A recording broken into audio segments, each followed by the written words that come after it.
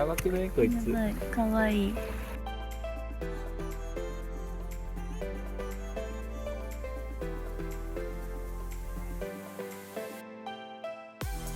綺麗なお姉さんやった。しかも綺麗なお姉さんだった。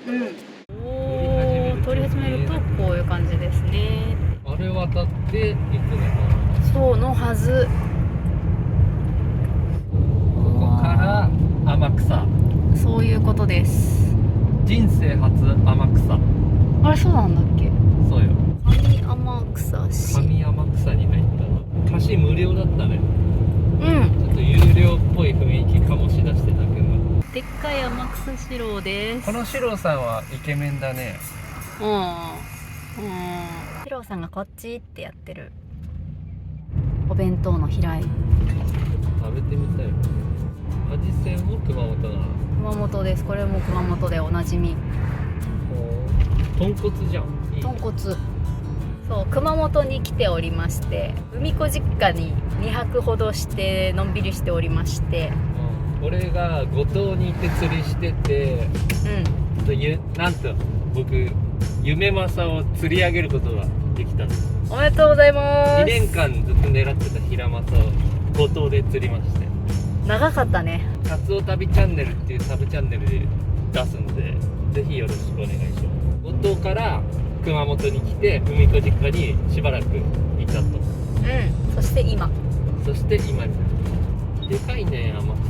でかいんだよ。まだこっから35キロあるよ。あ、結構あるね。まだかかし祭り。踊ってるな、かかしは。渋川ハイヤ祭りってこれ有名な祭り。はいやはいやそういうはいやって言いながら踊るよ。そういう感じではなかったと思うんやけどもね。お土産カレー。渋川温泉、安らぎの湯。もうキャンピングカー多いですね。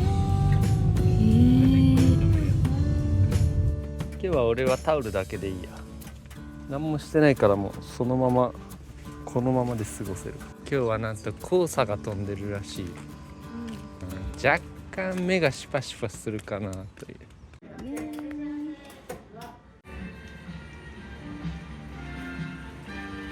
フレンドリーだよこの人は。お風呂じゃなかった？あ、大浴場左だ。あ、こっちか。ありがとうございます。バイバイ。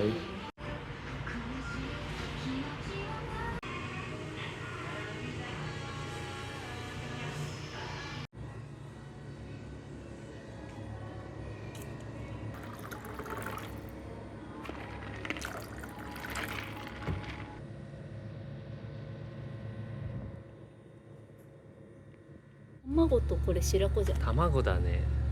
ヒラマサかブリかわかんない。おにぎりいいですね。確かに。ありがとうございます。塩ゲット。お店のレディーも甘くて美味しいらしいよ。海か俺を探してさまよってたらしいじゃん。申し訳なかったね。お店のお姉さんはめっちゃフレンドリーでよかった。あのバンカンちょっとうまそうだった。ちょっと父ちゃんのみかんがあるんで買わなかったけどさ。なかったら買ってたよ。確実に買ってた。公衆トイレ付きの公衆トイレがあるんです。ここは埋め立て地っぽい。ちょっと海岸近くに行ってみる。ああ、なんか寄せれるね。寄せれる感じ。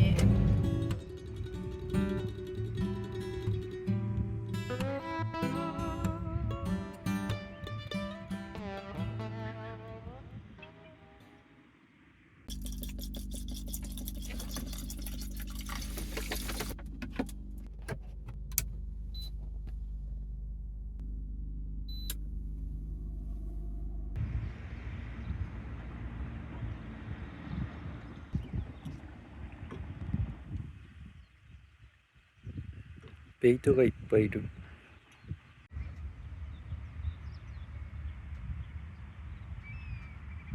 父ちゃんが朝からちぎった豆でこれも海子実家さんです。生姜焼きいいね。いいでしょう。ちょっと醤油はなくなったの忘れてたからこれ使っちゃいますか。あ、そう、それめっちゃ興味ある。これめっちゃ良さそう。五島のひしおなるもの、五島産の魚と米食塩椿酵母。ちょっと開けてみるね。おー、いい匂いだよ。なんか醤油っぽいね。醤油っぽい。熊本産豚。めっちゃうまそう。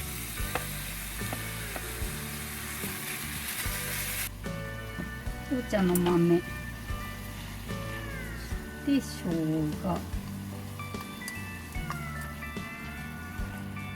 してひしお。お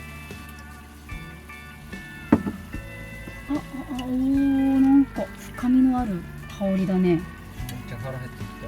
できたー。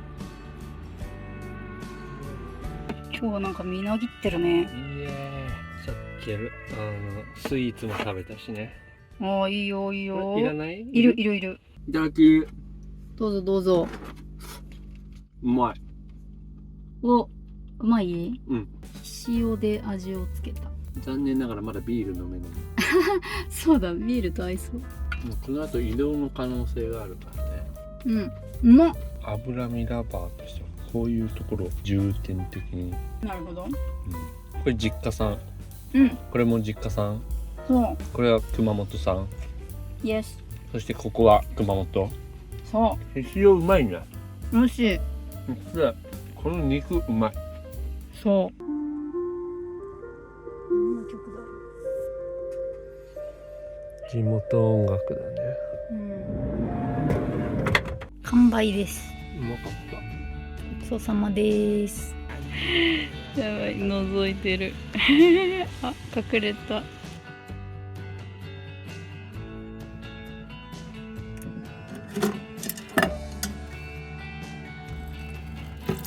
一応拭いてから洗ってるけどね、節水のために。なんだかんだなんだかんだなんだかんだおさだ。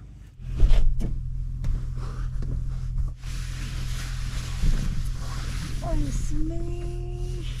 おやおやすみ。おやとても寒い。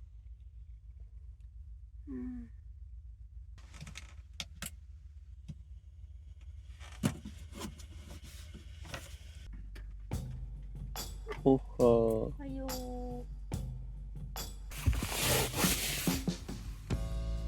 雨降ってたね。う。うん、知らんかった。あと緊急地震速報なったね。あった。やばかったね。夜中に。夜中っつっても11時ぐらいだったけどね。大分とか四国の方で震度6弱揺れたらしい。結構すごいよね、震度6って。この後めっちゃ行きたい場所なんですけど。うん。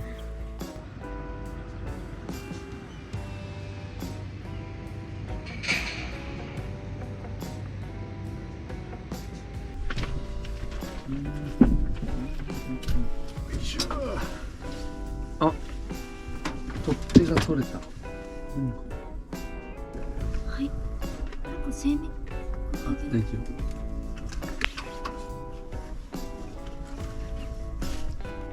はい。お願いします。うん。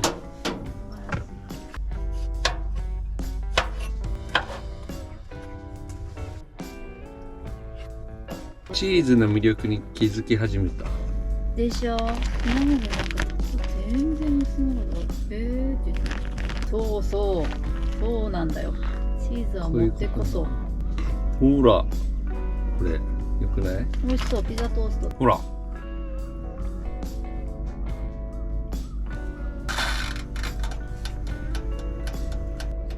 海辺朝食。あ、いい。熊本の恵み。いいとこだね、ここ。トイレも近いし。ただの道端の路肩だけど。そうなんだよ。路肩車中泊っていう。車中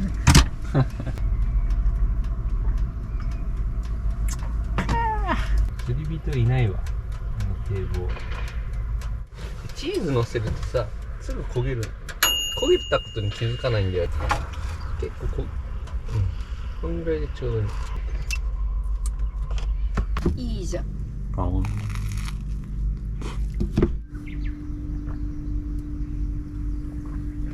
いいね。良くないな。あもうすぐ干潮になっちゃう。俺は鼻毛カッターが欲しい。ダイソーで。あ、ダイソン絶対あるね。鼻毛カッターとか鼻毛切りハサミみたいな。卵もないよ。おう1個しか。おうおうおう。俺の釣ったヒラマサ出す。あ、そうだ、ちょっと奥にやっちゃったんだ。すごい。あ、これは実家で手に入れたブルーベリー。やばいな。ヒラマサちゃん。最初上で解凍して様子見て。溶けてきたら冷蔵庫入れるか。なんかこれクラウチングスタートしてる。スタートしちゃいそう。うん。ピーナッツ。1リットルのピーナッツ。うん。起きたら7時半とか8時だったからね。地震のやつとかあってなんか。昨日の地震速報に翻弄された。うん。あれめっちゃドキドキする音やもんね。みたいな。何事かと思って。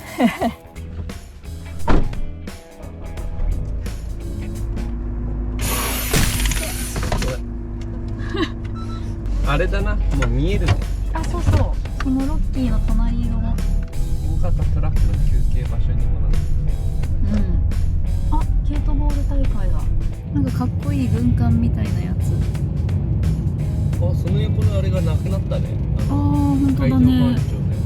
素晴らしいですね。ダイソーがついてる。あ、そっちは観光バスだ。うん。なんか賑わってるぞ。かわいい。ブロックちょっと美味しそうじゃない。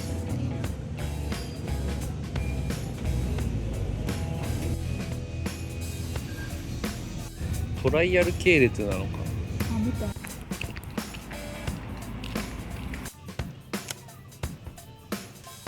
ホリラップ。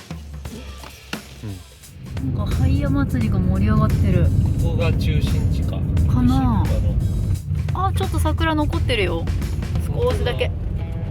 これがハイヤ大橋。ハイヤーハイヤーっつって盆踊りみたいなやつだった気がするんだけどね。これが駐車場。ちょっと見てみよう。ここにサップスポットの候補だったけど、やっぱ民家が近いから、あ膨らましい時うるせえからー、音がね。却下した。うん、素晴らしい。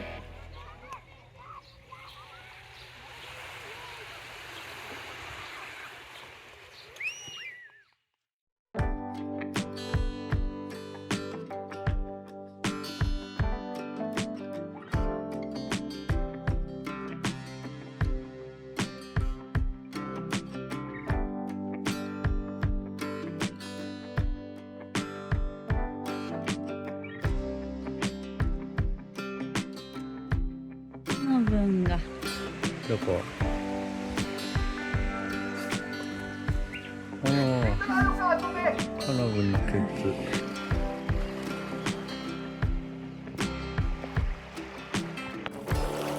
あ、ちょっとそんな冷たくないわ、水。あ、そこの辺小魚がいっぱいいるわ。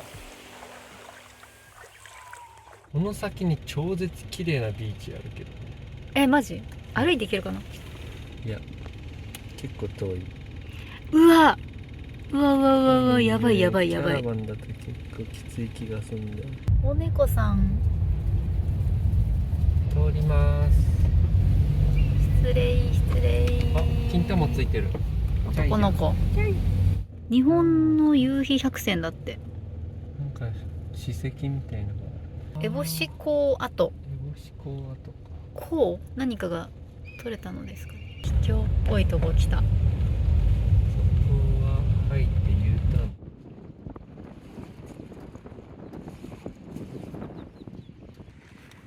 ーン。もう小魚がいっぱい見えた。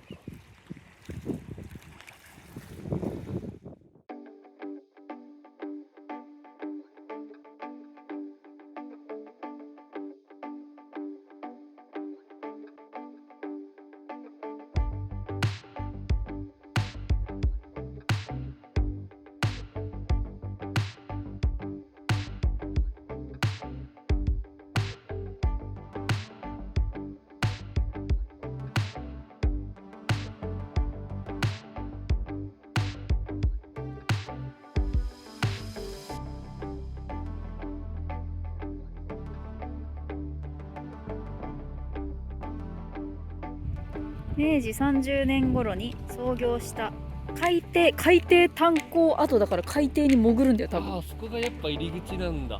すごくない？海の地下に炭鉱があったんだ。数年で停止したって水が出てきちゃった。出てくるやろうね。あれだよ多分、あれがハイヤーだよ。あれ、あの踊り。おーっと、これいける？狭い。あ、これが魚政さんですね。営業中。これか。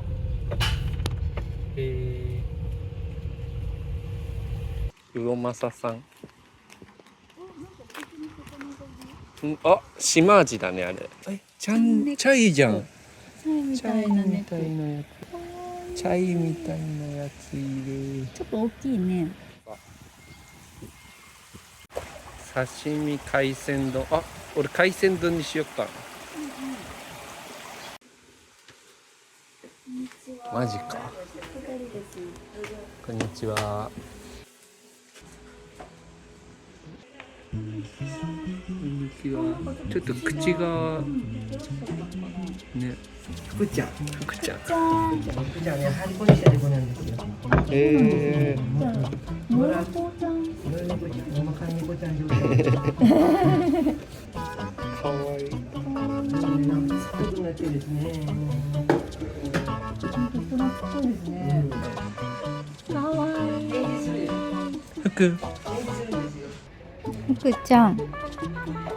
福ちゃん。あ、なんか夢の世界みたいななんか写りになってんだけど、何このもやーってした写り。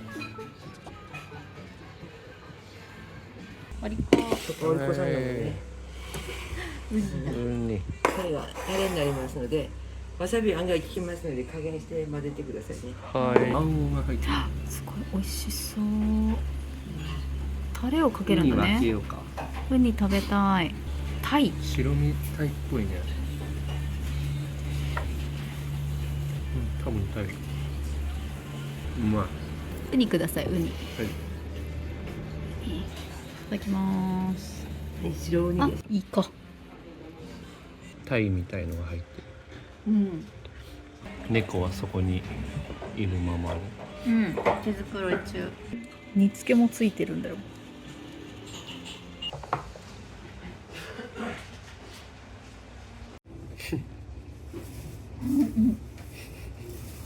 乗り出してきたよ。福ちゃん。さっきまであんな興味なかったのに。こっから釣りできる。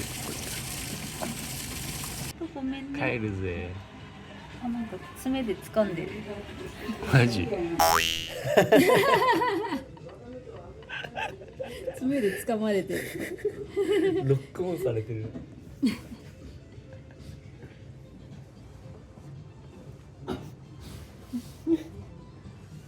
絶対にどきたくない。はみたいな。どけた。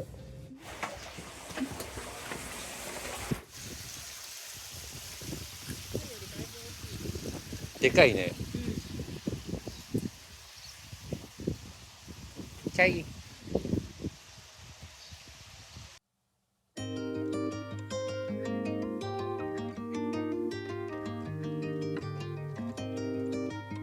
なんだここ。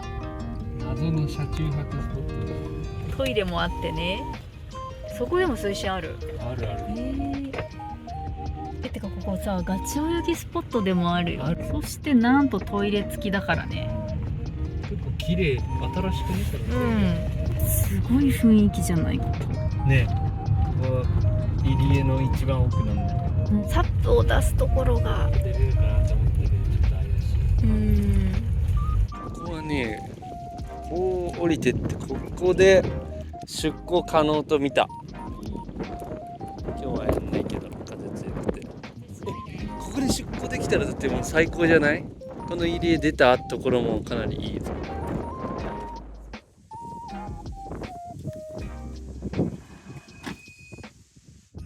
トイレ綺麗そう。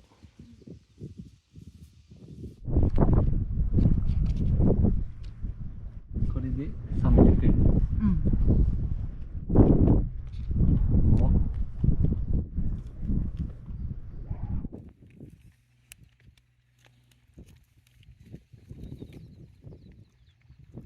ラッパー海子みたいな。今日は富岡っていうところに行くと思う。富岡か通詞島、ちょっと迷っている。明日サップをやるなら富岡、エギングに徹するなら通詞島だけど、富岡の港でもエギングは可能。有意義な情報が結構集まった。この実際に現場に行ってどんな場所かっていうのをチェックして、今後のための偵察、今回は結構スルーしてるけど、クーラーの室外機がまだカバーしてあるから使えないんだよね、このままだと。1個ならギリその下に入れるかもしれない説はある。3時以降はカフェイン取らない主婦なの？なんか夜ちゃんと寝たいから。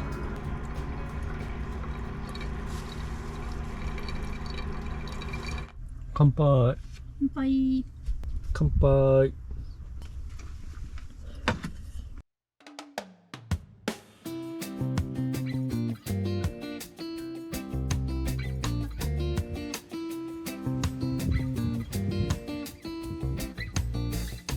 明日は釣りするからね。今日はのんびりで。教会。すげえいいとこあるね。見晴らし良さそう。すごい狭い道来て。妙見浦ってところで、前からキャラバンとか来たらもうどうしようもない状態。どうしようもないね。あー狭い。わあ。駐車場は広々としておる。あ、なんかいい感じ。め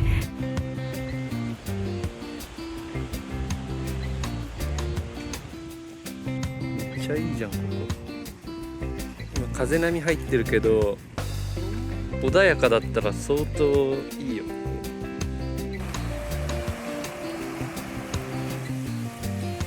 温泉。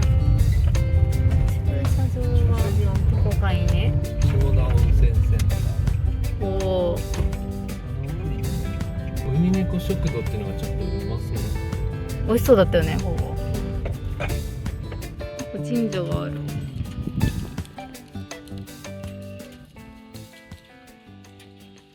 お、白鷺。源泉かけ流し。海猫食堂7時からって。バイバイ。ナ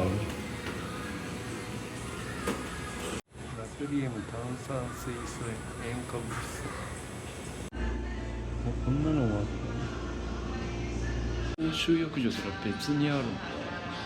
そうびっくり。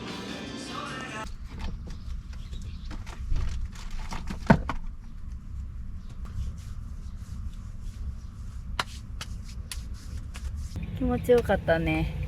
よかった。なんか海水みたいな温泉だった。露天も良かったよ。うん、露天風呂もあった。250円で公衆浴場っていうのがあったのはね、出てから気づいたけど、知らんかった。全然そっちでもいい。サクッとお風呂入るだけだから。多分ね、公衆浴場の方が混んでるんじゃないかなって思った。ああ、地元の人とか、なんか黄砂がどんどんすごくなってる気がするね。ね、夜釣りしたいけどちょっと怖いようん、遠くの建物とか見るとすごいわかる。ね。あったあったあった、トイレ。車いるね。本当だね。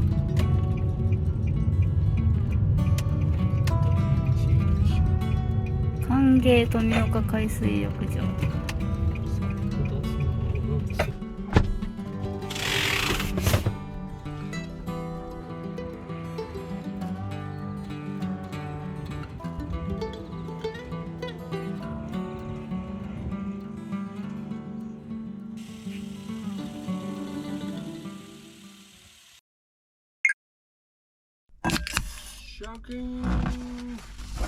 乾杯。乾杯。いでかいの開けちゃった。いんじゃないでしょうか。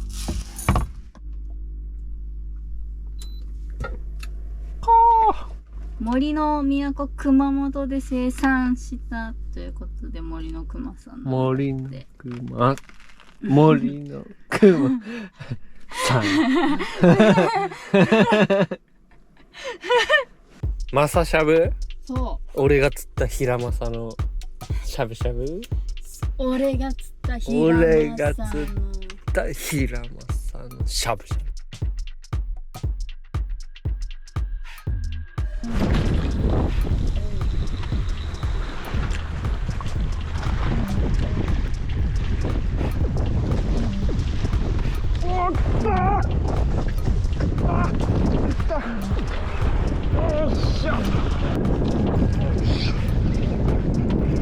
よっしゃ。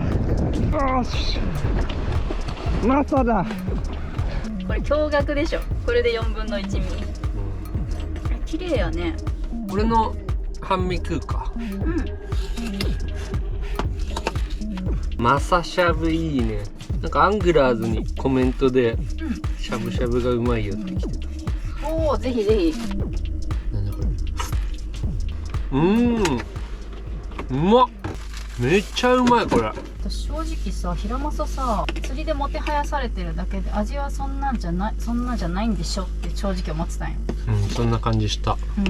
だけど食べてみて本当に美味しかった。どんだけ期待してなかったんだよ。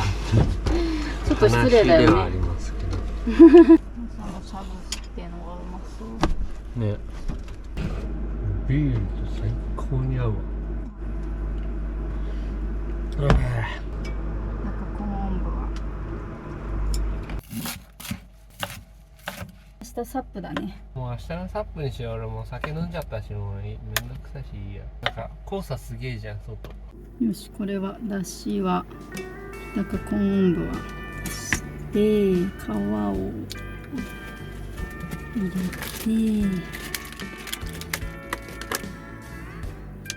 だしと魚醤を混ぜてやる。そういう感じ。一瞬でなくなりそうだねこれ。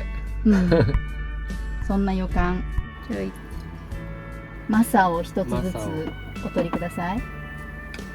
マサです。あ、どうぞ。ミディアムレアぐらい。ちょんちょん。うまっ。いくよ。うん。泳がせるように。いくよ。うまっ。この魚醤と汁混ぜたらさらにうまいかも。わかめもある。魚醤に汁をこうブレンドしてさ。うまい。あ、ご飯食べた。マサしゃぶうまいよ。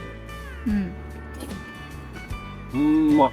霜降り牛顔負けの食感だよね。目つぶって食べたら霜降り牛なのかヒラマサなのかわかんない。普通の人は。俺はさすがにわかるけど。食感について言ってる。食感について味じゃなくて、味はヒラマサ。噛み応えもこれがヒラマサなんだけど。ちょっとややこしくなってきてる。これだよ。ちょっと酸味を絞りたい。うまいわ。アングラーズでコメントくれた人に感謝だわ。君の濃厚さがやっぱ太陽卵ずば抜けてる。太陽卵とはね、長崎で買ったブランド卵なのかな。なんかあっと大丈夫。ほら私の上にね。だって私に垂れてるんだけどねって。もう一杯ぐらい。こんなもん。こんなもんかな。もうちょっといけんじゃない。オッケーオッケー。結構俺やるんだ。朝に。青さ最後に入れよう。できました。プリコトさんの青さをいただきます。これが一番うまいかも。もしかしたら昨日買った天草の塩でいってみようかなと。お店の方がね絶賛してたもんね。パラパラ。確かに旨味が凝縮されてる味がするわこの塩。あ、本当？あ、うまっ。いっぱい欲しいね。塩辛くなくてマイルドって言ってたけど、本当そんな感じ。塩分控えめとか言ってる場合じゃねえよ。控えてないね。爆うま。最高。本当はこれで火つけて煮詰めてやると美味しいんだけど。お、何してんの？まずこれをこうします。塩で次にこれを舐めます。どう？うまい。結構巨大なおにぎりになるけど大丈夫。2個にしたら？ほら具を入れるから薄めに広げるんですよ。あ、そそれで包み込むようにするの？そうだよ。なるほど。なるべく多めに。ありったけの昆布を詰める。案の定ちょっとはみったけど、こうすんじゃん。するとさ、この辺が変になんじゃん、この辺が。うんわかる？うんそういう時に俺はどうするかというと、一回広げてポジショニングを変えると、こんな感じにすると、でここいうところに入念に、ここのところもう一回こうやったりする。角ってなってるところも。そう、これでも完成でいいんじゃない？うんこれが明日の朝飯です。はい。以上です。ご視聴ありがとうございます。おにぎりの他にはうんアルミホイルがベストなんで、わざわざ移し替えます。あ、ラップは包むためだけのものなんだ。ラップはダメです。で、所さんのメガテンの前やってた。で、俺はもう常温でこのままポンと。常温で大丈夫？うん、だって冷蔵庫入れると硬くなるじゃん。じゃあ明日は5時起き。5時起きの6時出航。今9時半。お、快適さんです。もう明日の準備したんで。多分準備は手間取ると思う。サップの準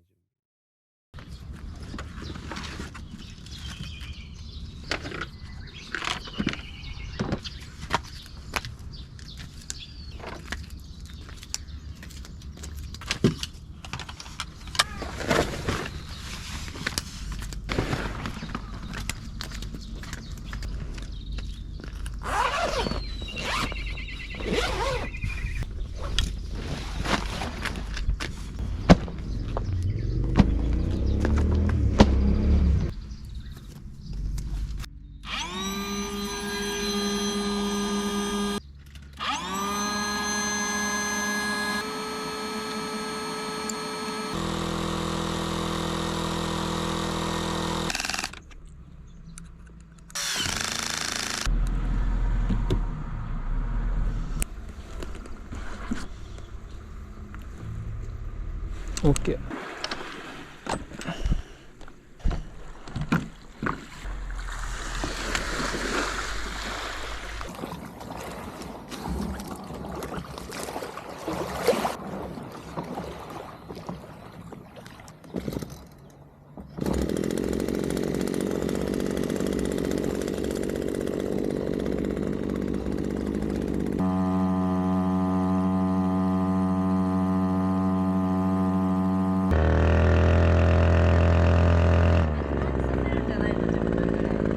あ、いいや。うん。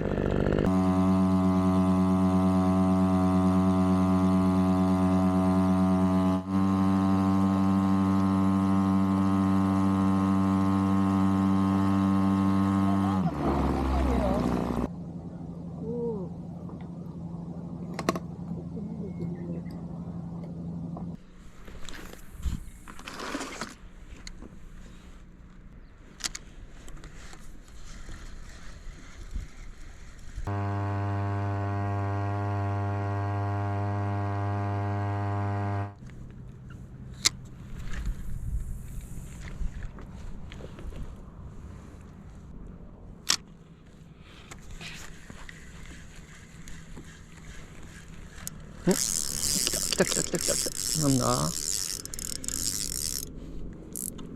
エソかな。なんか来たぞ。この引かない具合はエソか。うわ、ミノカサゴ。カサゴ。カサゴちゃん。いいサイズじゃん。カサゴちゃんだ。やった。すごい。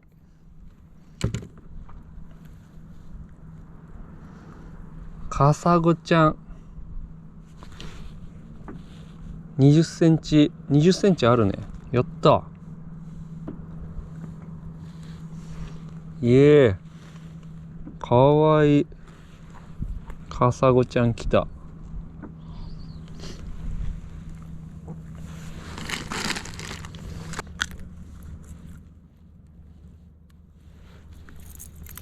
ありがたく。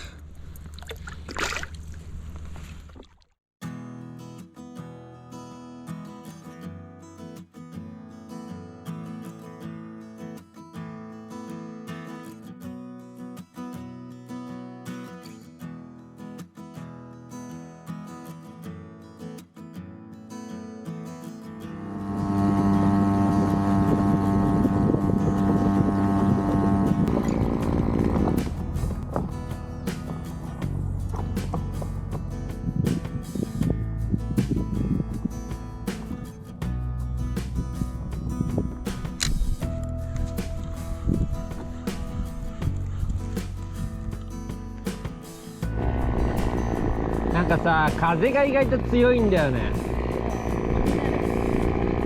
一旦やめるこれ。うん。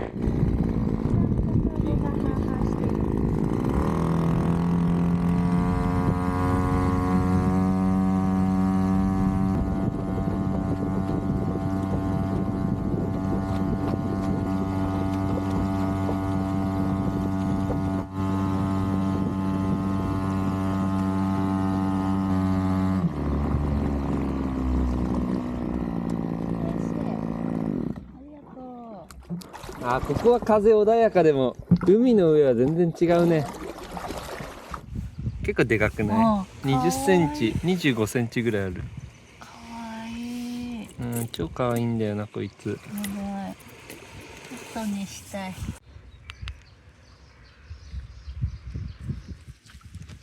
ちゃん猫に狙われてる。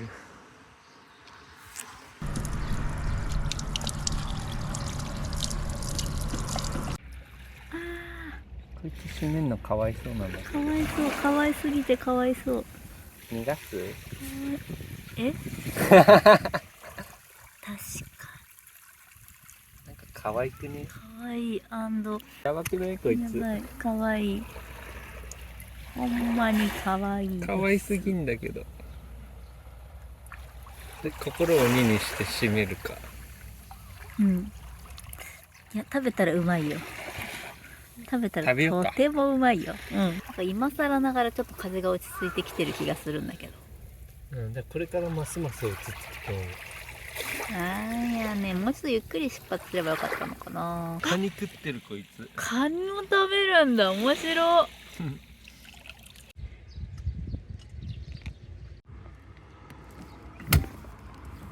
20度あんのに寒いの。ちょっと濡れてたもんね。そう、体が今冷えてるの。おもらしおにぎり。おもらし鬼。そんなこと言って喜ん色がでた。私ら小学生レベルや。いただきます。どうぞ。おいしい。だろ。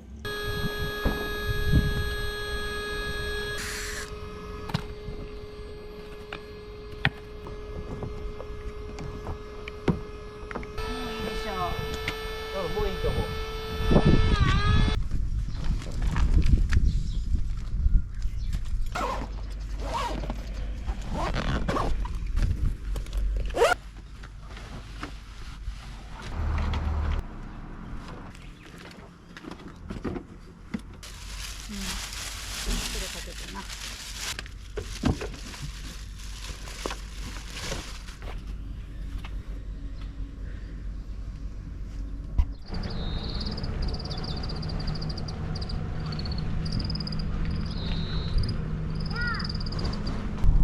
黄砂がなければ快晴だろう。快晴のはずの日。どこだったね。魚あんまいないけどな。今日はいなかったということではないか。おかしいな。昨日行った場所とか軒並み小魚いっぱいいたんだけど。あ、今朝もおったよ。小魚、小魚めっちゃおったんよ。だけどその小魚のおるところで投げおったけど反応なかった。黄砂なかったらもっと綺麗だよ。まあそれは間違いないけども、ピントが要は中国にさクレーム入れようぜ。黄砂飛ばすなよ。それは国際問題に発展するから。これだもんね。味仙っぽくない？味仙。いたいた。味仙ラーメン。ここは安い。オレンジ150円。え、あれで？え、買っとく？いやでもお父ちゃんのみかんあるんで。ああ。これだよ。これ何子ちゃんだっけ？みーちゃんみたいな名前だけど。ああ。ケーキもある。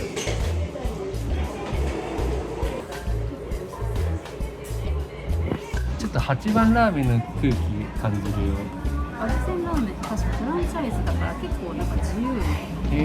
これちょっと気になるけどね。いけす直送の味差しがあるんですけど。来たー。なんか今卵がないんだって。う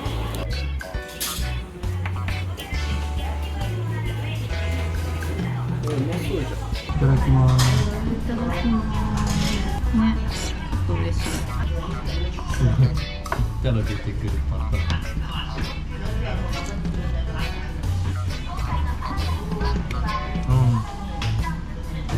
チューブだね。爆うまでした熊本豚骨味仙ラーメン飲み干したものにしか見えないこの景色は。あれが通詞島。一周しようん。細いね。あんまりすれ違いたくない感じだね。ああね、そこで漁をしてる。この水道で猫もいる。猫か。海の下に猫ちゃんがこっちにもなんか兄弟。似てる、顔似てるっていうか一緒の顔。うん、兄弟かな。おお、炭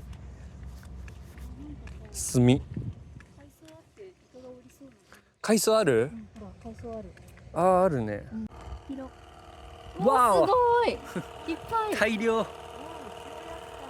下に沈んでるのは何ですか？サバ？アジ？トウゴロウイワシ。トウゴロウさんがサビキ釣りもやってる。今はツバに。うわ、めっちゃいる。めっちゃイワシいるわ。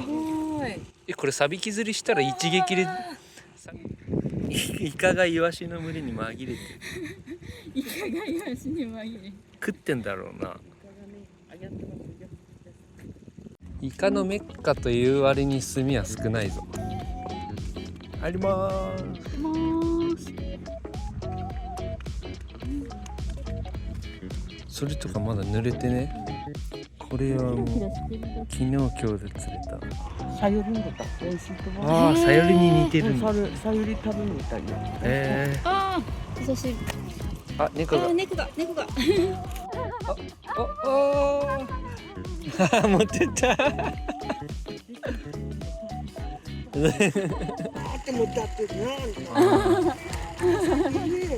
お礼も言わないです。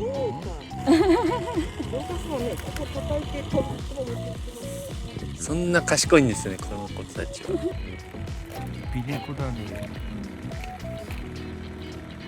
っちゃった。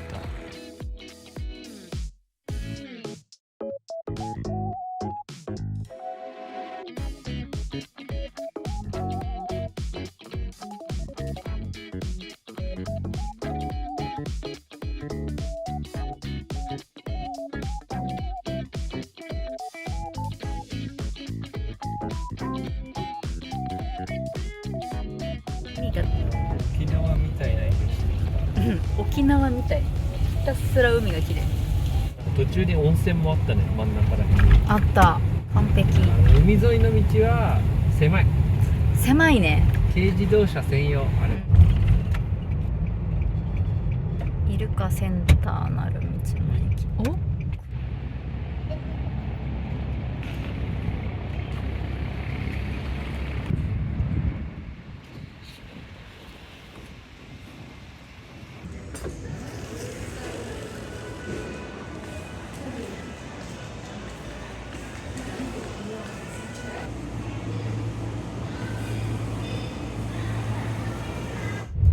ありがとうございました。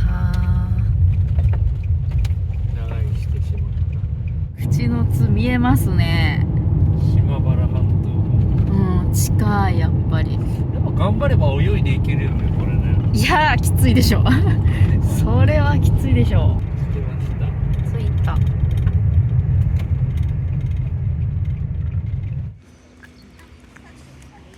次は3時きっかり。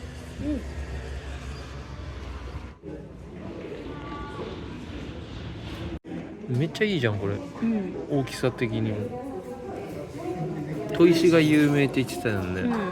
これ白とグリーンはどっちが、なんかグリーンの方が細かいような感じがするけど、これ買っとこっか。携帯用砥石だって。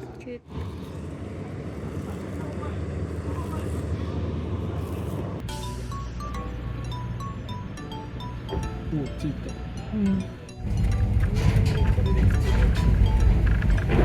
たったの30分で作ってる。いけちゃう。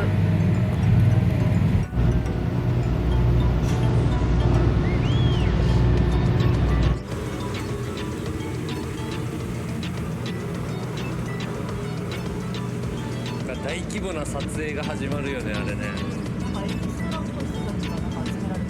おお、いかついでかいカメラとかあったもん。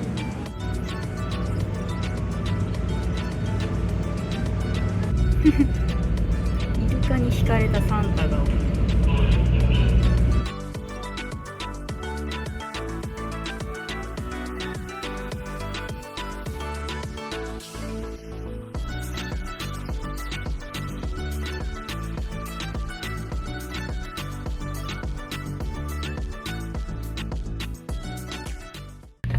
南島原。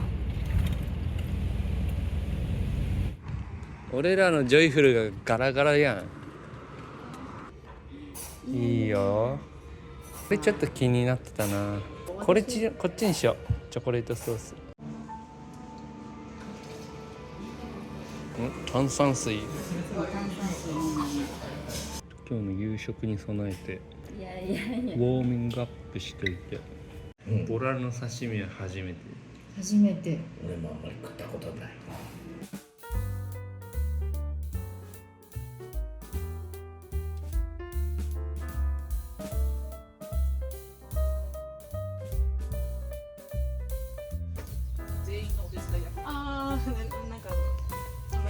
めっちゃ広い。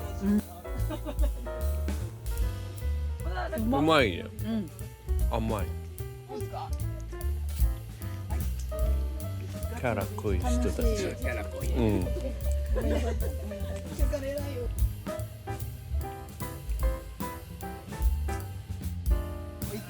食べ放題じゃないですか。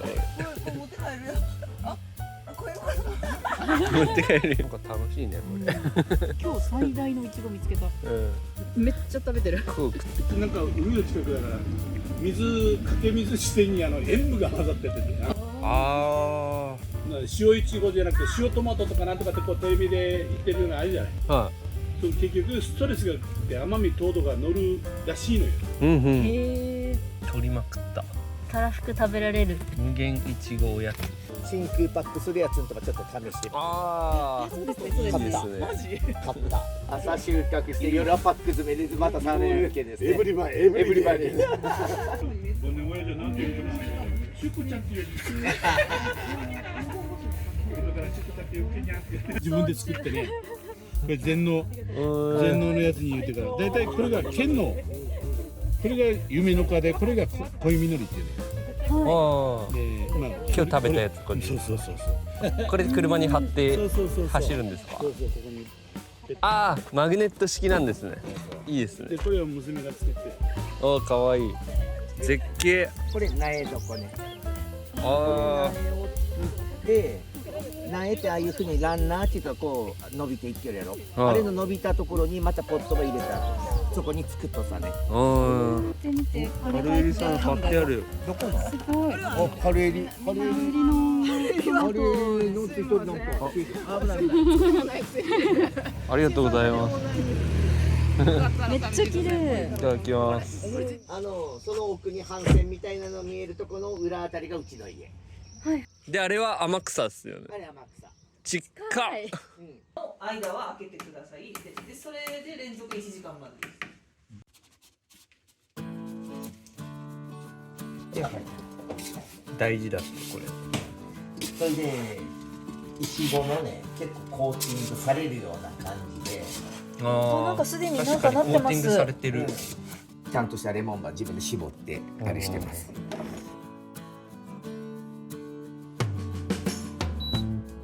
で、あとは煮込んでいきます。はーい。水は入れないんですか。水は入れません。おお。開けないでください。焦げないように。焦げないようにちょっと混ぜながら煮ていく。今からがこれつきっきりになる。そうそうそう、今からがつきっきり。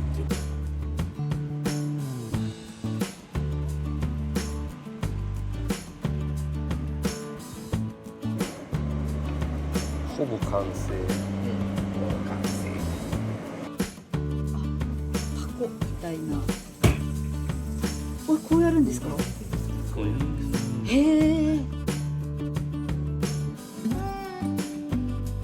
これは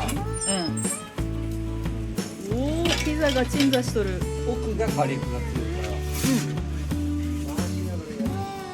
回しながら。これどうすか見てください。チェック。もうちょっとちょっと分厚いからさ。もうちょっと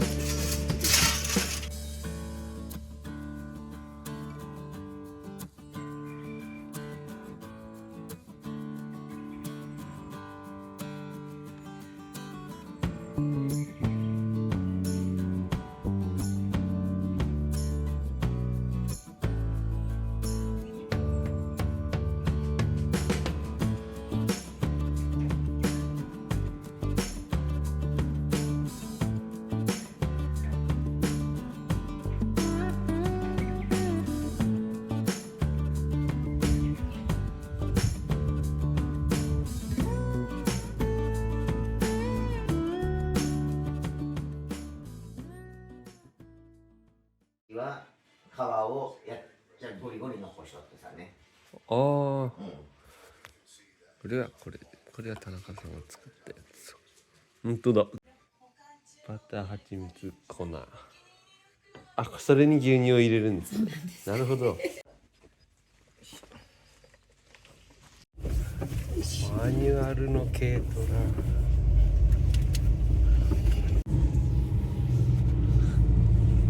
軽自動車オンリいや、ここは通れるよ。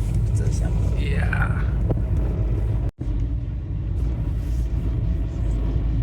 ここがね、そのー、先だ。1で。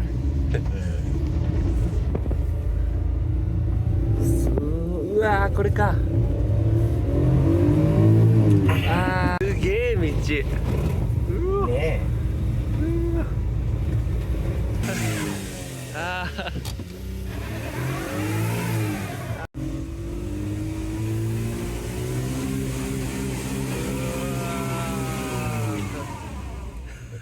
押すか。ー、これ行けます。これ行けるんすか、こんな道。ね行けるんや。え。ねえ。俺道間違ったって思ってしまいよっとけどさ、違うけんね。あ、大丈夫ですか。タケノコ。じゃあ乗ってたら押す羽目になってたかな。あ、乗ってたら登ったかな。はい。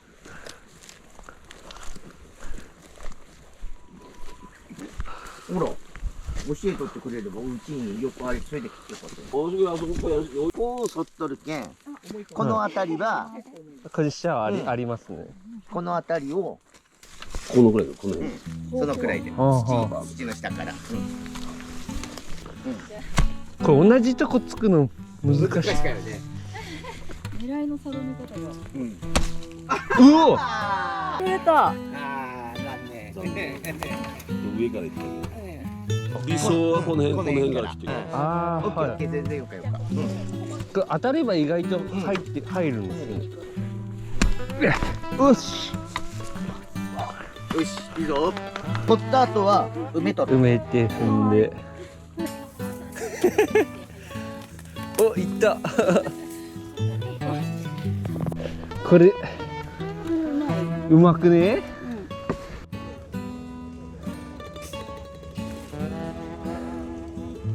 斜面に生えてるのを探して下から斜面の下側からやると楽ですよね。そうだね。なんか魚を釣った時と似た感情になりますね。タケノコを刈り取った瞬間は。もうね。私ちょっと上達しま上した。達しました。うわ。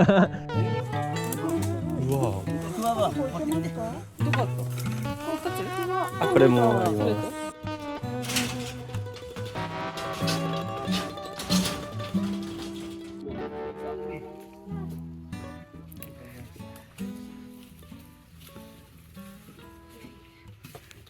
すごい。うわ。大量。わからんと。でもほらなんかそれが掘り出しであったさね、陶器金時。そうそう。あとなんかやっぱりまあ見て楽しいの。見て楽しいぐらい。ん買えば後で困るけん。そうそう。見て楽しい。見て楽しむものよ。そうそう。で、どうしても欲しいものあれば買う。最後にね。だいぶ。いやいや大量です。いやいや。少ないんですか。大量。この3倍に全部。全部余ってた。 3倍。今日は。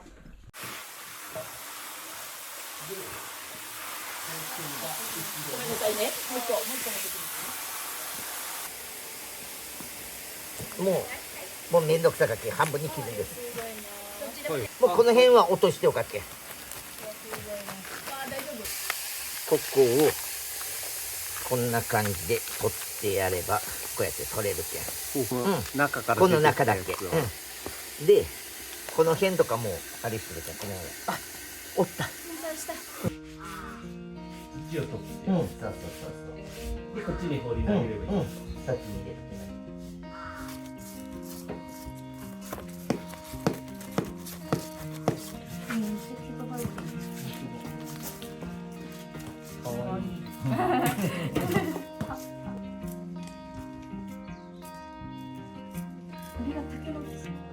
ぬかを使うんですね。買うと高そうだ。熊本とかもあって思うけど、精米機のあるよね。はいは精米機の裏に、はいああいったぬかの置いてあるところなんだよね。お、虫がおった。い。それを一緒に入れるんです。一緒に炊きます。湯炊きます。なんか取ってくれるんですか。フィルターみたいな。えぐみがなくなるんですよ。でも多分これがえぐみ取りなんですよね。えぐみ取りです。ぬかバッグをぬかバッグをドーン入れて、ドーン入れてた。ち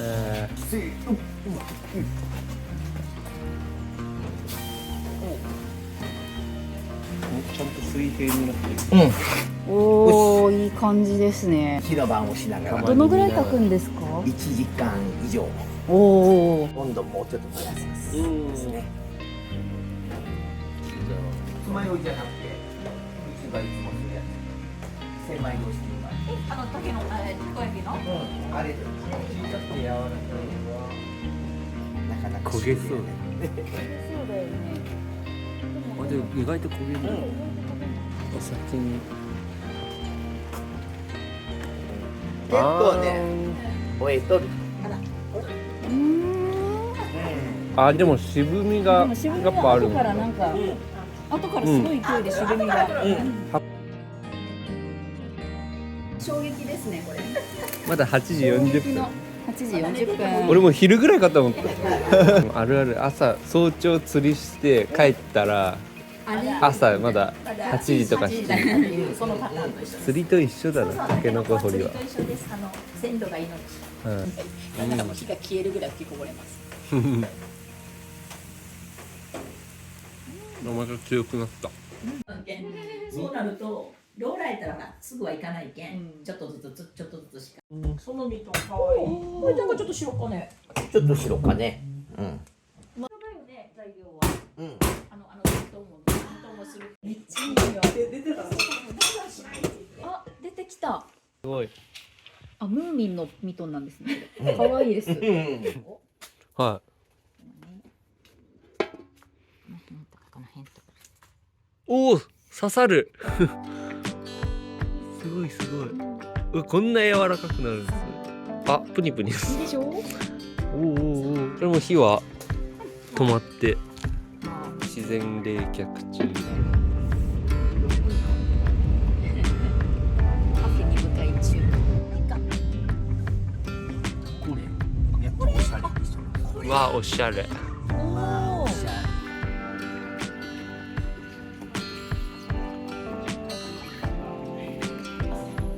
こんにちは。めっちゃおしゃれ。ちなみに彼がすみません、あちらです。なくなった。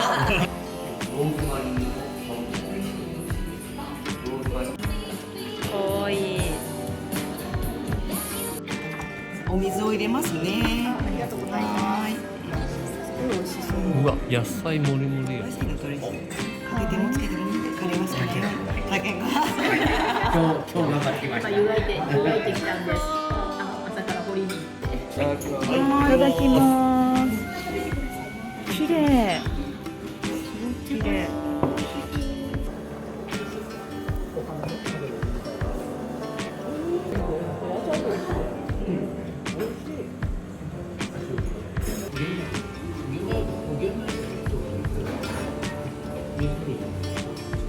おいしい。れてます。辛いか。うん辛くない。俺はタイで鍛えられたからそうだね。大丈夫だと。タイで鍛えられた。しかもこれ、はい玄米でプチプチで美味しい。あ、玄米なんだ。めっちゃ美味しい。キッシュもあります。おしゃれ。他のところに戻れなくなっちゃった。最後に残そうと思って全部食べちゃってさ、デザート価格で食べてめっちゃ美味しい。1個あげない。今度ふるさと納税しよる方はまだしよらんかもしれない。甘夏と紅茶。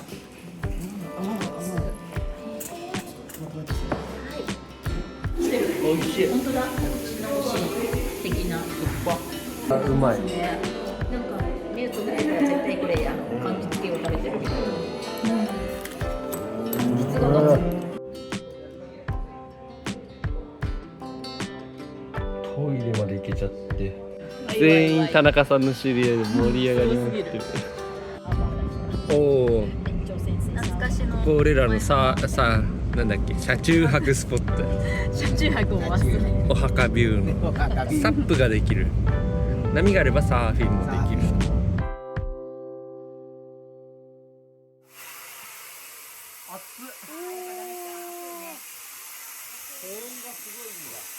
すごくいい匂い。あ、暑い暑い。すごくいい匂いです。50度はありますね。あ、つまんでえいえいえいって入れていく感じですね。なるほどなるほど。お、タケノコが回ってる。タケノコが回ってる。たまたまだけど。回転タケノコ。すぐ食べる用はジップロックで。はい。ありがとうございます。冷凍はできないですか？冷凍はできないタケノコは。ああ、冷凍はそうなん感ですね。じではい。今日食ひたひべれなかったらたにして。真空の水にタイプが冷凍したらどうなるだろうって思って。あ、これ真空にするまでこれ待つ。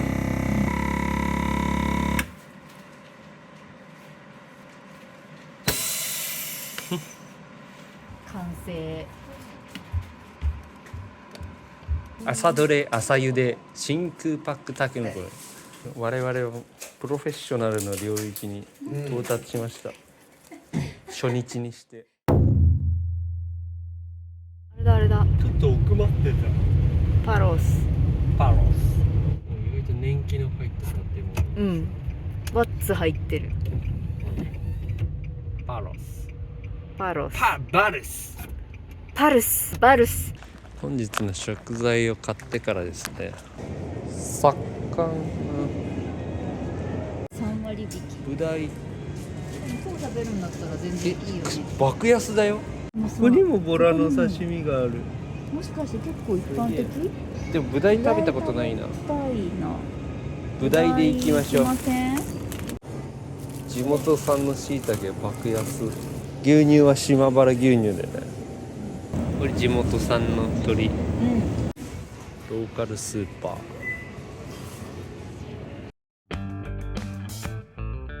ここは前回来た原城跡のすぐ近くなんだけど、移住お試し住宅。この辺にそうどれだろう。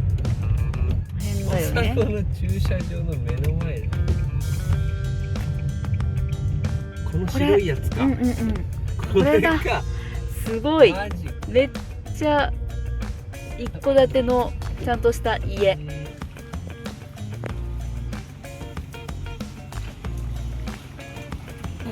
奥まで行くんですね。積み下ろしが超楽。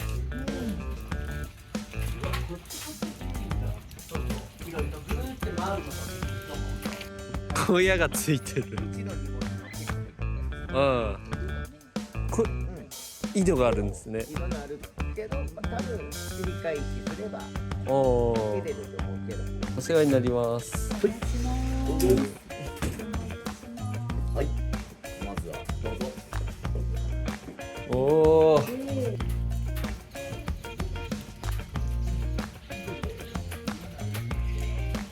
あれ、これ田中さんの LINE スタンプ。そうそうそうそうそうそう。レイガスに扉がいっぱいある。前は机があ、いいですね。食卓があって。キッチンが広い。はい。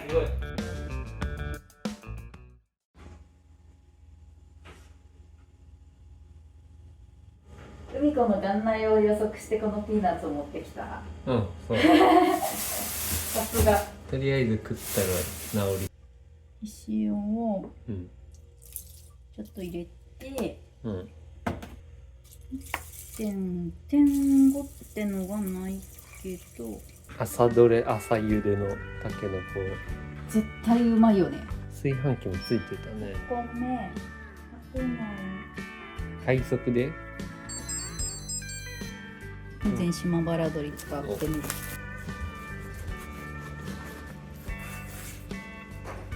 マクサの塩ね。あ、失礼、五島の塩をね。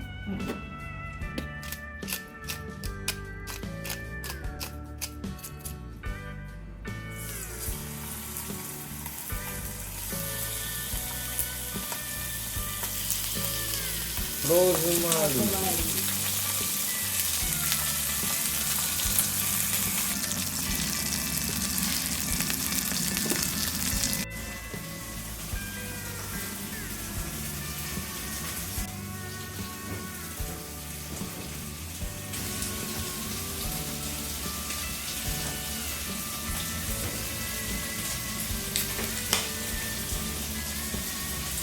乾杯。いいね。いいよね、いいよね。たけのこも焼いちゃってもちろん。大量のたけのこがあるんで、ちょっと実家に送ったりするんで、あとはキャラバンからいろいろ持ってきて冷蔵庫にぶち込んである。キッチンはなんか新しい IH が入ってるね。埋め込まってシンクもこんなに広い。使っていい食器も大量にあって、でゴミはこう市のゴミ袋がここに置いてあって、燃えないゴミ燃えるゴミで分別して出すと、10人20人ぐらい余裕で泊まれるそうな気がするけど、とっても大量だしね。2人だと持て余すねこれ完全に。だって2階もあるもん。うん、345 6畳ぐらいのその和室があって、ここでも食べれるし、こっちにテーブルと椅子があってここでも食べれる。オーブンレンジとティファールもあったり、ここになんか謎の空間があって、こっからもキッチンに抜けるんですよ。すごいな。玄関から洗面所があって、これ新品、さっき汚れた軍手洗ったからちょっと驚きした。でおトイレがこの先にお花で飾ってあるおトイレ、下に窓が使いやすそうなおトイレがある。ウォシュレットとかはついてない。このおトイレの先に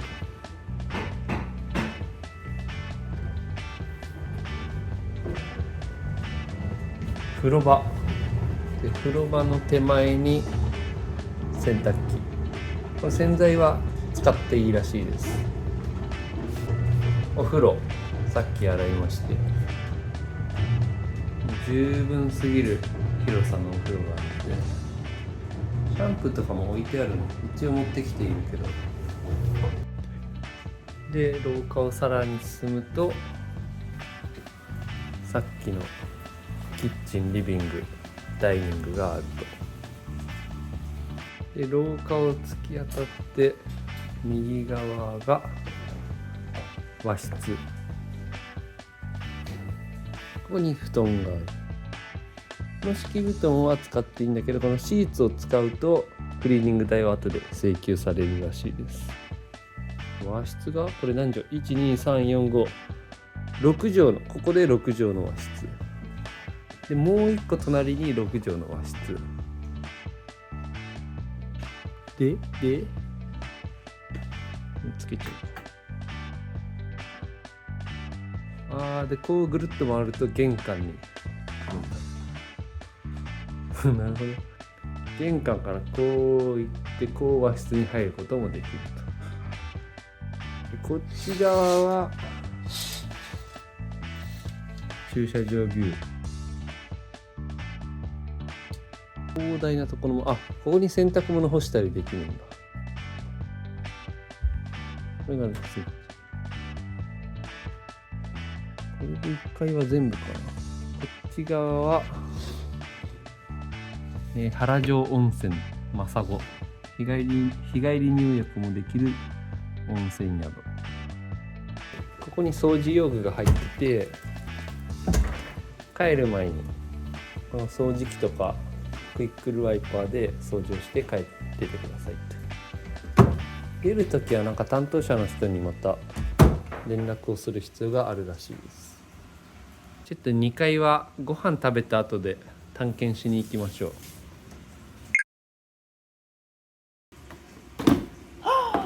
おお、美味しそう。こちらどうぞ。イエできた。ーイ。わおわお。いただきまいただきす。ます。あ、どうそれ。最強の炊き込みご飯。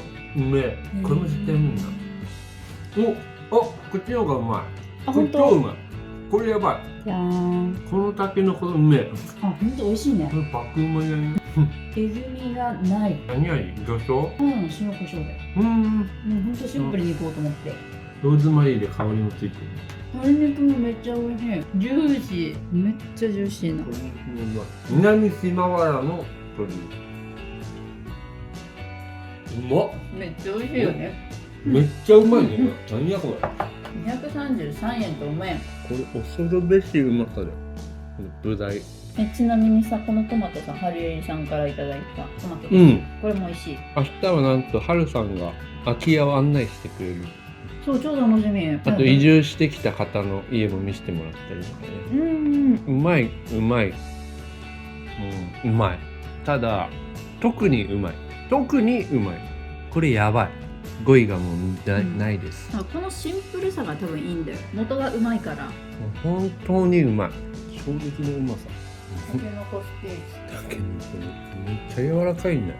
柔らか飯がうますぎてビールが進まない。い。で、朝生えとったやつがこれだけどね。ローズマリーもさ食えるんだよ。うまくねローズマリー。ちょいちょい食べてる。ほーい。9時半以降はそうなる。私の。ああ、そういうことね。そういう仕様。電気はどこ？これでしょ。ついた。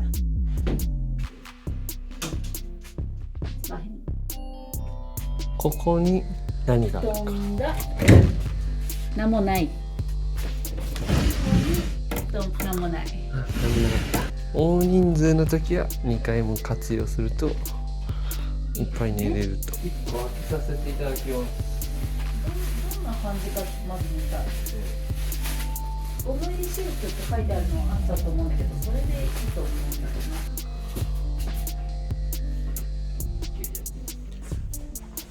な。おやすみ。奥の部屋で洗濯物乾かしてる。いいね。暖房使わせてもらって。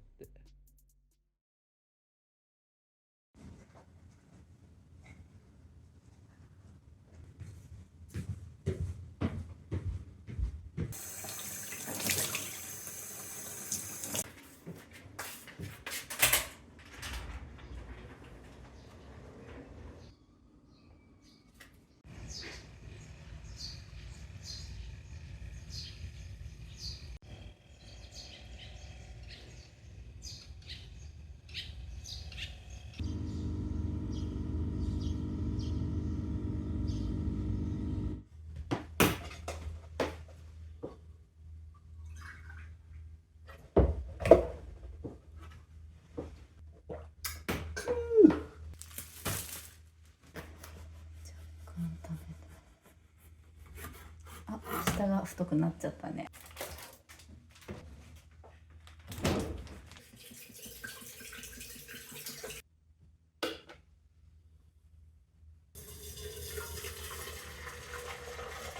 ちょっと食ったら腹減る。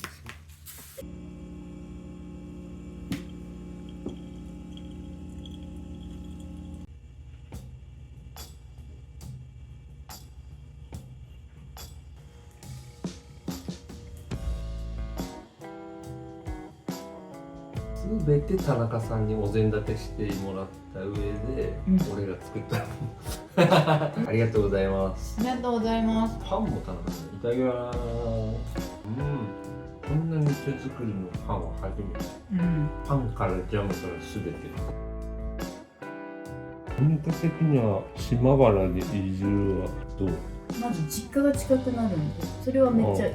メリットがある。3泊でいろいろ旅をしに行くっていうのはちょっとやりづらくなる。ああ、旅は行きづらいな。まあ九州圏内だったら行きやすいかもしれないけど、そうだね。多分海外行くってなったら福岡空港とか大阪とか東京とかまで出てってそこから行くって感じになるんだろう。俺はね、ここがいいっていう感じだよね。ただ条件はかなり揃ってるよね。そうなんだよ。海近い、海近くの山もある。多分家賃とかも関東に比べたら圧倒的に安い。あとご飯が美味しい。人もいい。ただ九州は俺全然知らないから、なんならここぐらいしか知らないから、もっといいところはもしかしたらあるかもしれないけど、でもそれ言い出したらキリがねえかって。しないね。全てを 100% 知って決めることは絶対にできない。俺からしたら実家が遠くなるっていうのがどうなんだろう、ちょっと不安はある。今まで俺人生で一回も関東以外で住んだことないから。あ、そっか。でも賃貸でさ、こう気軽に全国いろんなとこ住むっていうのはちょっと面白いかもね。それはちょっとやってみたいと思う。持ち家だったら絶対そんなできないじゃん。大腰入れてさ、いろんなとこ住むってなかなかできない。ただ移住を誘致したい自治体側からしたら長期的に住んでもらうことが目標だから、それとは必ずしも合致しないから。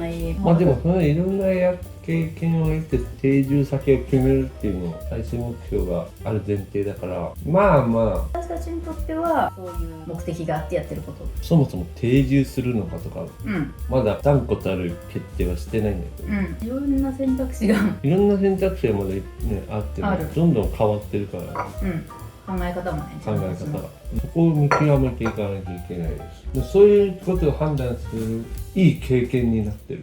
こういうお水をここに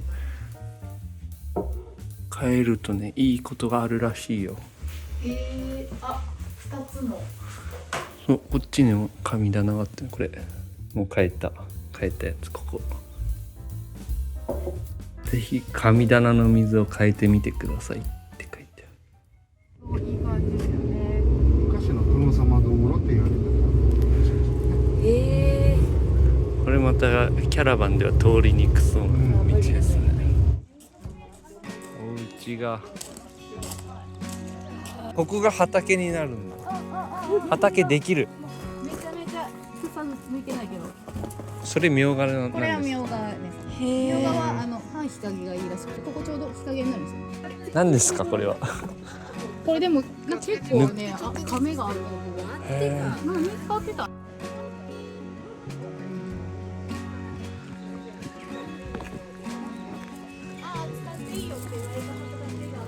おじいちゃんから使っていいよって言われてる畑があって、開墾しないと。開墾。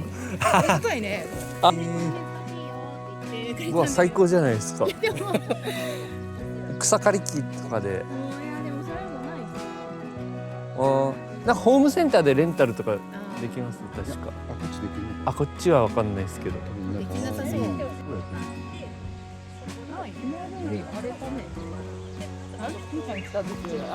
いいところですね。いや、これはやっぱほら、町か、下三市は田舎がいっぱいよか悪かは、それは本人の考えそうですね。でも私は大好きだよ。邪魔します。すごいいい匂い。お邪魔します。わあ。お、いけてる。赤身棚が。赤身棚。参加って、一応榊をして。試し住宅のノートに神棚の水変えるといいことあるって書いてあったから。さっき変えました。私も試し住宅の時変えてた。変えてたんですか？おお、仕事はめっちゃいいやん。作業部屋にして僕もここに住みたいですはかどる墓ねこ持てれはは余してるかどるいやいいななんかここでワークショップとかできたらいいなああいいですねインスタ見ましたありがとうございますめっちゃ可愛いプラバプランバンでアクセサリーかわいいなんて言うんですかちょっといけてる富士山どうする富士山なんか埋めようと今あめっちゃキャンプしますねもしかしてこれを貼ってこの有効ボードを貼ろうとしてますおなるおほどでこの今ちょっとあそこに置いてあるやつを飾りたいなと思ってリフォームなしで1年前に入ってた移住者さんが泣いたっていうこの見てないその人はめっちゃ DIY して募集した人このレベルラジオ派だからラジオっ子だからこれでいいねでエアコンも寝室とここに2台ついてるんですここと寝室やっぱ巡り合わせがいいとそうこういうこともあるんです空き家バンクのホームページにここ載ってた写真がもうめちゃめちゃ残地物が置いてある状態だったから多分みんなそれをちょっと懸念して見なかったかもしれないけど私はとりあえず見てみようみたいな賃貸で探してましたそしたら聞いたら何にもなかったからめっちゃいいじゃんへそういう場合もあるただここは畳がちょっとゴロゴロしてるはいはいはい感じであれですけどここはまああんまり使わないし独立洗面台が普通に導入したんですかこれは買いました憧れのこれなかなかのすごいやつですよいや全然お試し住宅みたいな組み取りしてあそこも組み取りなんですねそうポッてはいはい縁側がこうなってて段差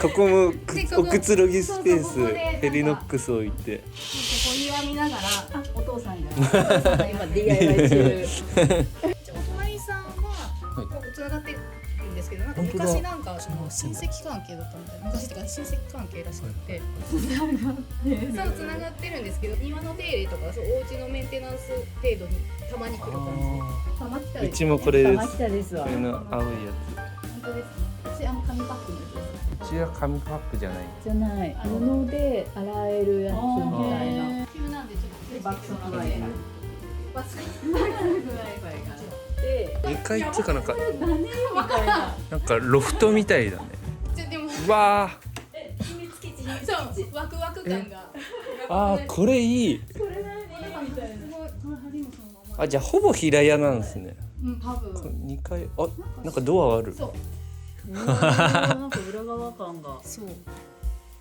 へここもなんか最近見つけて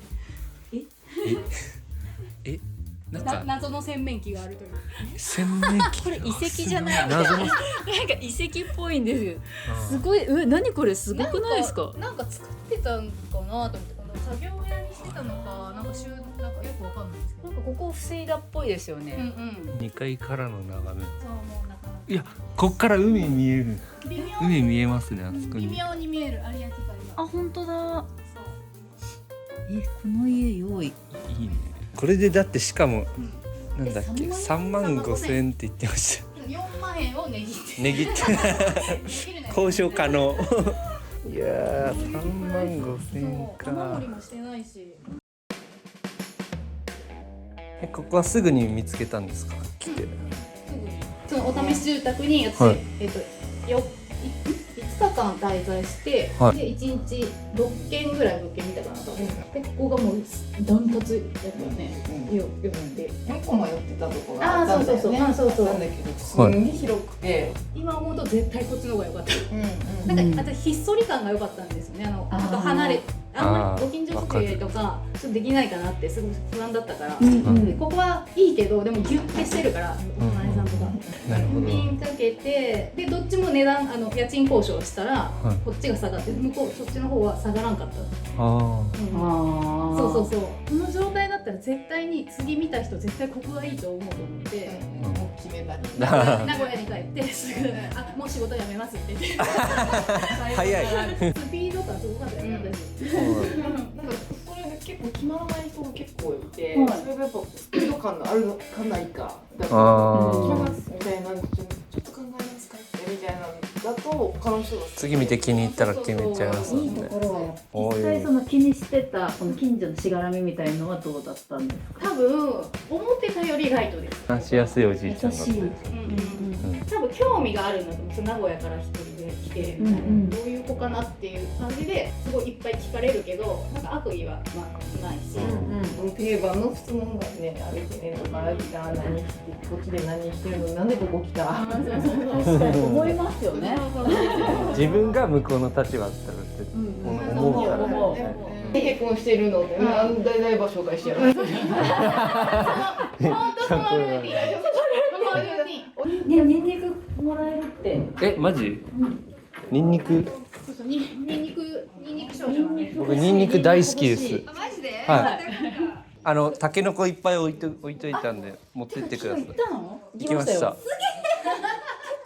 結構降ってます。早朝にちょっと弱い時に行ってザーッ1時間半ぐらいでバーってやってすごいそう私誘われてきてやめだしなみたいな。そうと思ったらマジでやったんだ。マジでやってこれ一応小ぶりにしたけど、これ入るんだったらこれ持ってきて。ありがとうございます。こっちいいですか？これはい冷凍できる、冷凍できるんですか？これね冷凍してあったやつだから、おー生のやつ買って冷凍してで皮むきやすくなってるからもうそのまま冷凍庫に仕込んじゃう。冷凍庫いけるあ、ありますあります。ありがとうございます。ないかなと思ってちょっと気持ち爆盛り弱めに持ってきた。しかもなんか可愛い子すげえ入れ物。ありがとうございます。ありがとうございます。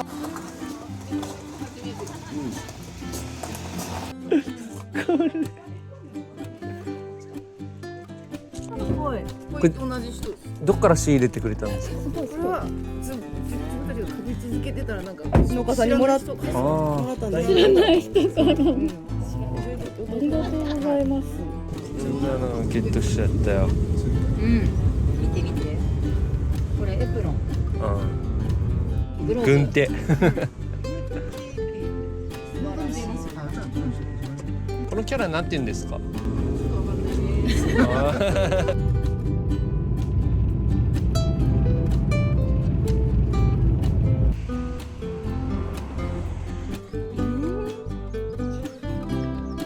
車入りそうだ。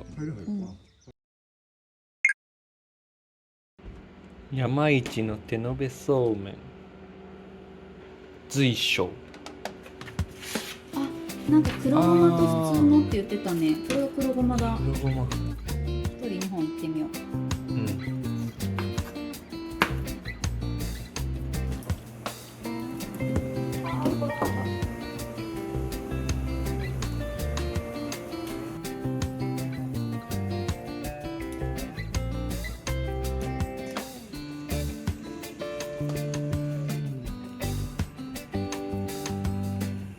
結構みんなさ、タケノコもらい慣れてる感あったよね。もらい慣れてる。うわーやったーとかじゃなくて、あータケノコねーみたいな感じ。関東とかだとタケノコどうしたんですかみたいな感じになるよね。あーはいはいタケノコねーみたいな感じだった。そうそうそうそう。そう。あ、なんかめっちゃ美味しそうじゃないこれ。うまそう。ごま。味見しよう。うん、うまい。ちょっと塩気がある。いただきます。おお、美味しそう。黒ごまそうめん。マユです。ごちそうさま。早っ。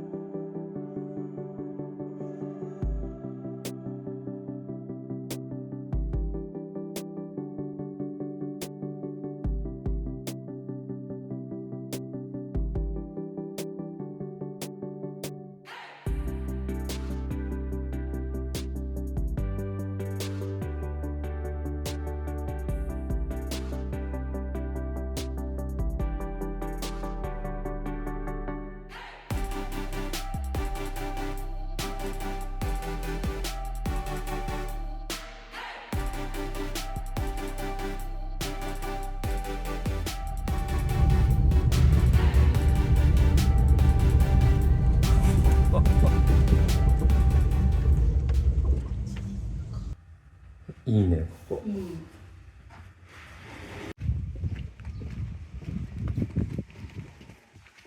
れ集会所だって。そういうことか。うん憩いの広場。憩いの場だ。ダメです。でもすぐ近くにいると。あ、濡れた。ごめんそこであれ。ウレション。ビーちゃんダメ。あんたウレションするんか。天然イカ耳あるんです。天然イカ耳猫。かわいい。うちの猫はこんなことしてくれへん。うちチャイにこれやったら噛まれる。激怒。激怒ですよ。指に穴開く。怒ってないね。今ね。もっと立つときはちっちゃい耳がシュイって。怒ると立つんですか。うんうん。イカ耳。逆。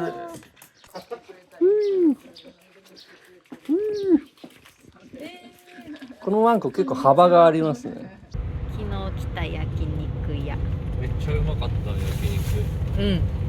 なんか奥入っていくときこの店大丈夫かってちょっと思ったんだけど実は市役所の皆さんもお世話になりました。みそごろうさん。あ、みそごろうやん。来ました。鳥の糞が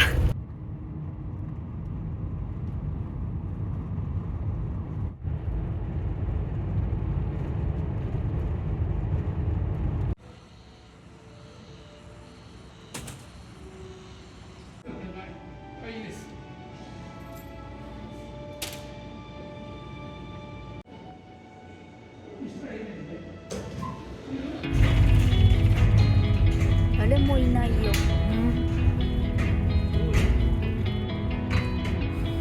バカ不思議なんだけど、さっきここ結構乗ってたよね、車。乗ってたっていうかなんか2階建てだった。降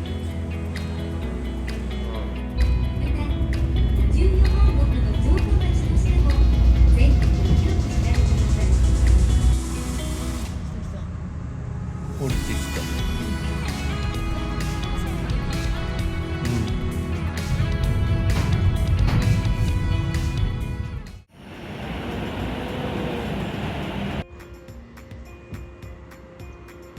今から九州を横断して大分に向かいます。で、今日は大分で車中泊して、明日なんとフェリー国道で四国へ。四国に行きます。バイバイ熊本。大分に入りまして。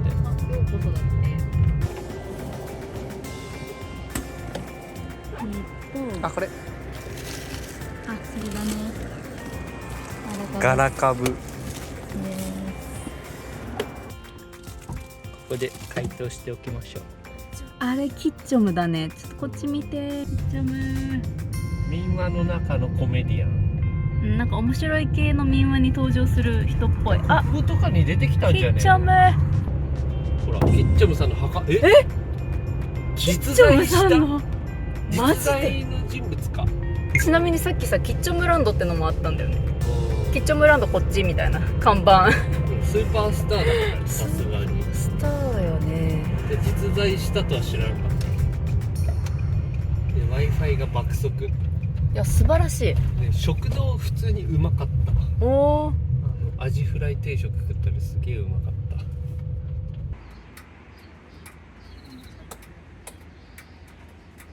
道の駅弥生。なんと弥生の湯があります。あ、水族館があるな。うち産直とか食堂があって。ああ、ふれあい産直。ジビエがある。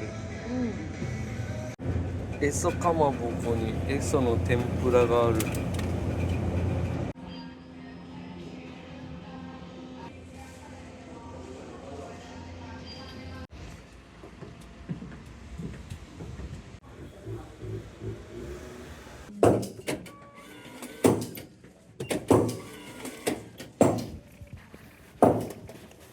いってらっしゃい。行ってきます。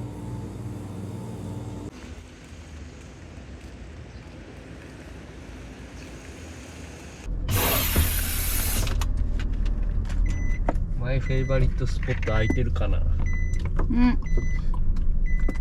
こはもしかしたら温泉じゃないかもね。あ、若潮？若潮かも。成分表がなかった。あ、そういえば見てない。佐伯湾。ここは。佐伯湾。俺大好きなリアス式海岸だから。あ、リアス式。組んでるさ。ローカル鉄道。すげえいいところよ。いや、いいところいいところ。お魚たくさんいるはずよ。お魚たくさん。あ、ここ？そう。なるほど。なんか巨大なクレーン入ってるんよね。あ、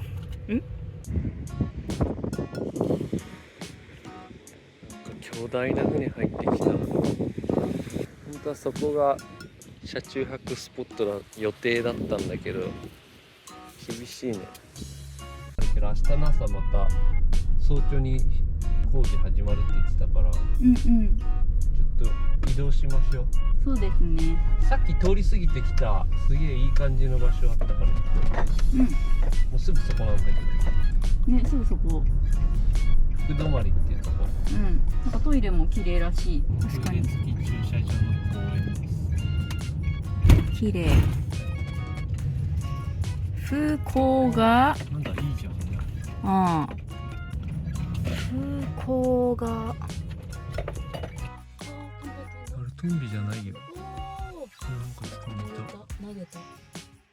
なんだろう、タカかなんかか。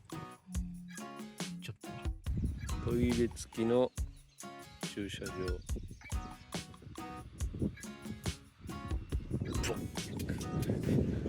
巨大なコブダイいるわ、そこ。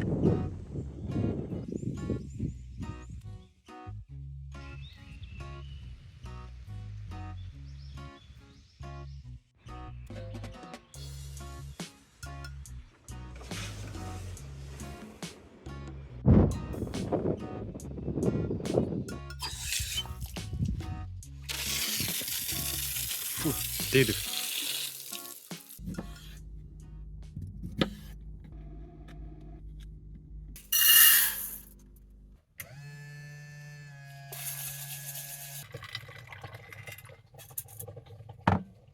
この前のたけのこご飯が美味しかったんでまた作ります。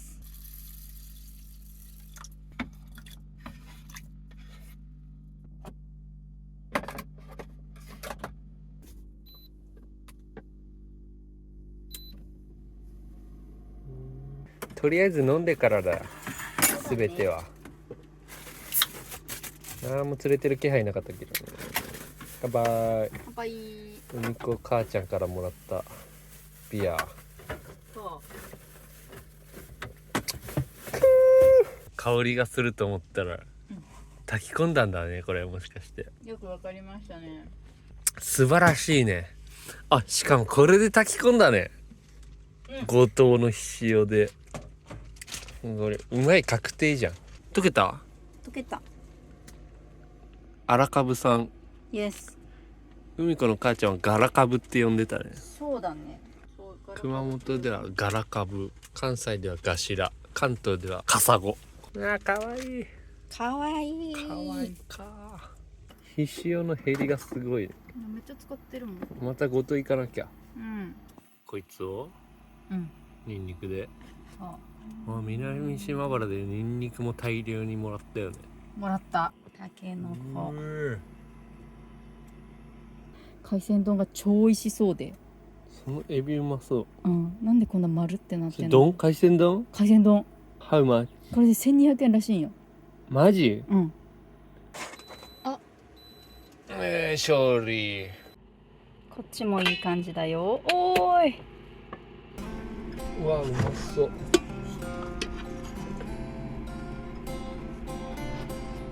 九州オールスターズ、南島原トマト、熊本きゅうり、南島原たけのこ、五島の魚醤、天草の荒かぶ、南島原たけのこ、熊本豆、南島原しいたけ。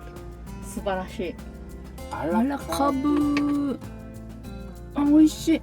冷凍してたけど美味しい。身が強いから多分冷凍も余裕と思う。これうんまっ。米うますぎだよこれ。たけのこご飯が最高。ちょっと生姜も入れた。うんまっ。傾斜をつけることでいっぱいすくえるんです。経営者様。傾斜をつけることでこれこうなります。まだ明るい。日が長くなったね。うん。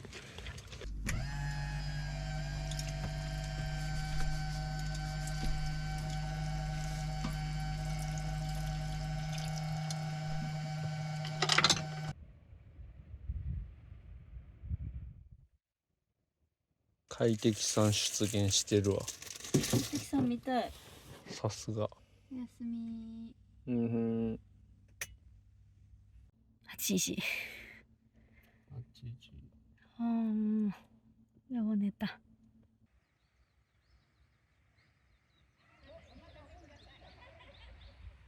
カツオはなんか知らんけど寝てる。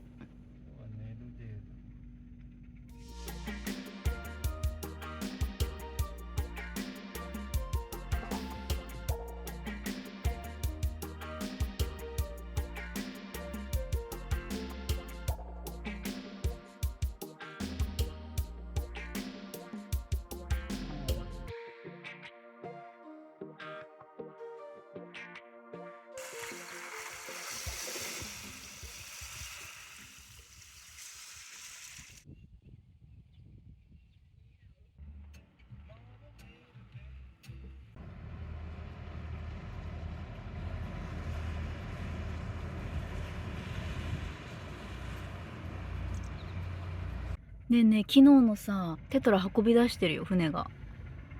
あれ多分あの船だよね。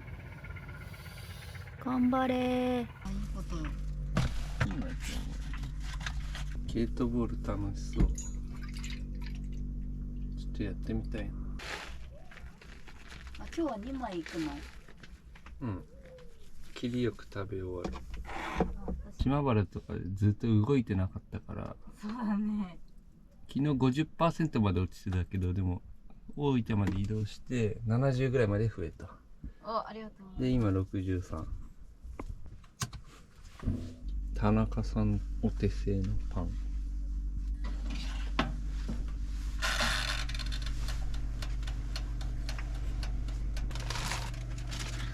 カラフルトメイト。かわいいよね、それ。マジ？うん。向こう側だけ焼けたな。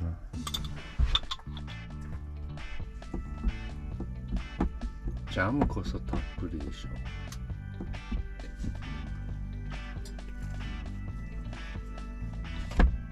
うまい。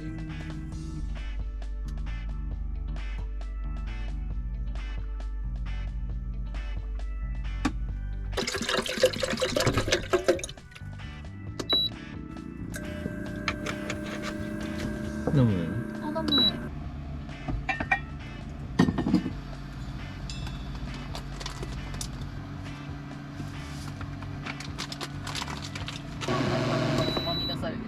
運ばれてきたのかな。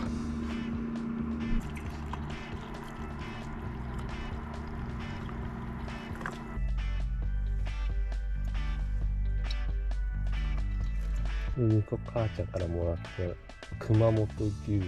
酪農マザーズ知りません？酪農マザーズ知らない。酪農マザーズなんですよ。なるほど。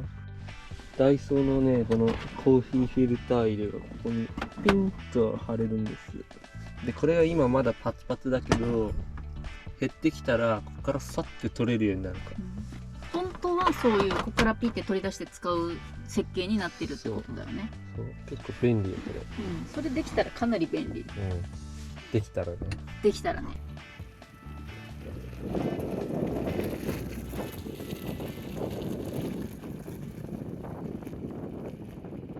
海がキラキラしてるわ。めっちゃ綺麗。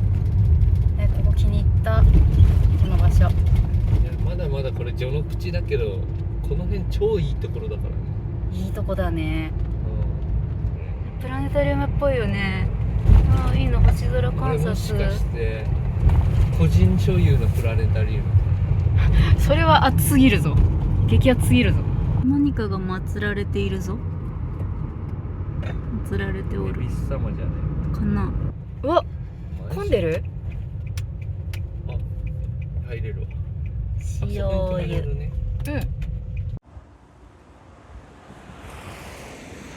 やばい、かわいいかわいい。すごい大きいね。大きいね君。お名前なんですか？太郎。おお、なんといういい子。なんといういい子。大きいよね。俺もう満足だわ。うん。行くか。行くか。帰るか。うん。バイバイ。バイバイ。おお、いいね。オーシャンビュー。海鮮丼にしようか。やっぱいけすがある。これアジだ。アジ、伊勢エビ。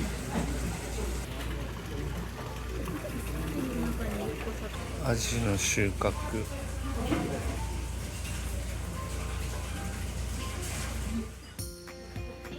すごいな。ありがとうございます。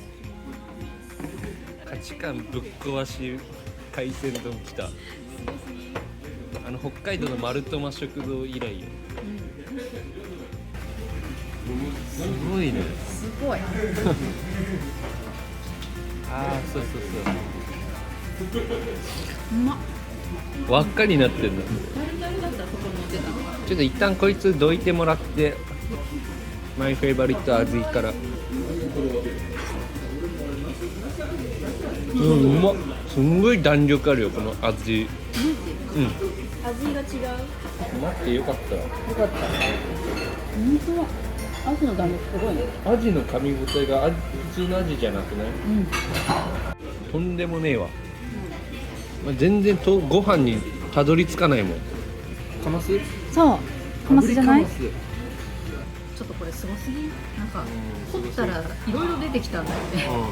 これで1200円だからね。言っときますけど。信じられん。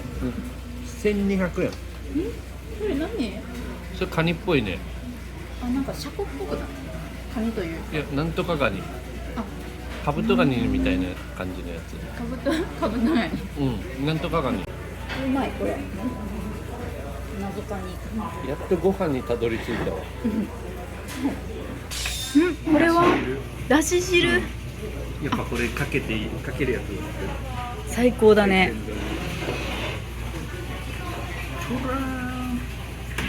こんぐらいでちょうどいいわ。おお、いいね。茶漬け。おお、いいね。海鮮茶漬けに。うまっ。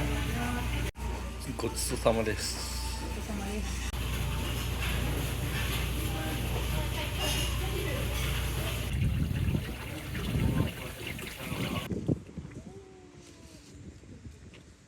何歳ですか？今3歳。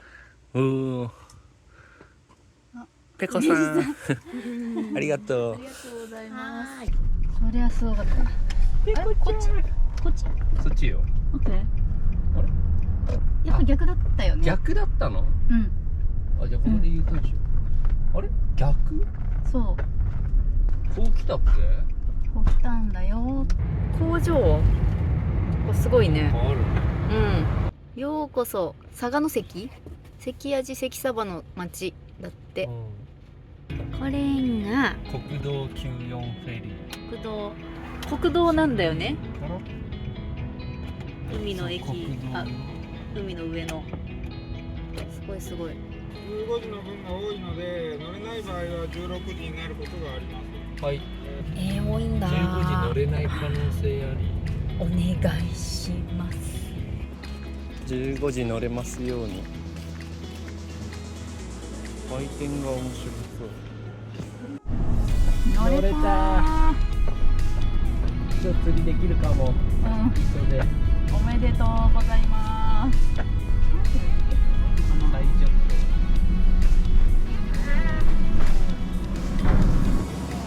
キャラバン。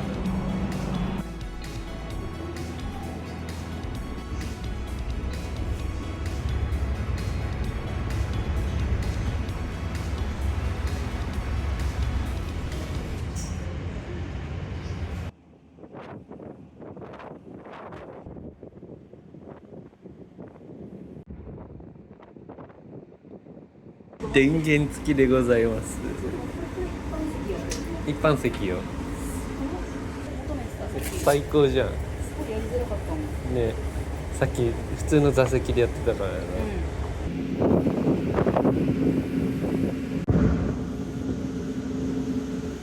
着岸の際には船が揺れることがありますので、完全に着岸するまで。もうすぐ着きます。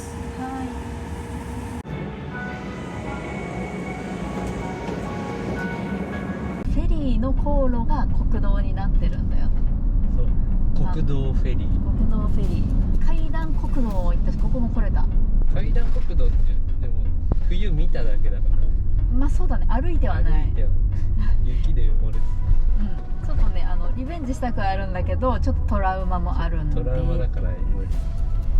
ここもう四国？漆黒。四国？漆黒。なんかすごい嬉しくなってきちゃった。大変狭いですね。大丈夫。俺は五島でもっと10倍狭い道走っあ、鍛えられてる？た。とても広く感じる。いや広くはない。おー、綺麗。綺麗。あれの先っちょ行くわ。おー、いいね。いいね。なにこの道。右が崖でさ、怖いんだけど。怖い。このアスファルト崩れそうで怖くないな。うん。橋の方がなんか。誰もいない。ほら、トイレ付き駐車場。ここ車中泊できちゃう。トイレだ。すごい。万丈花。万丈花っていう。うわー、すごい。ヒェーイ。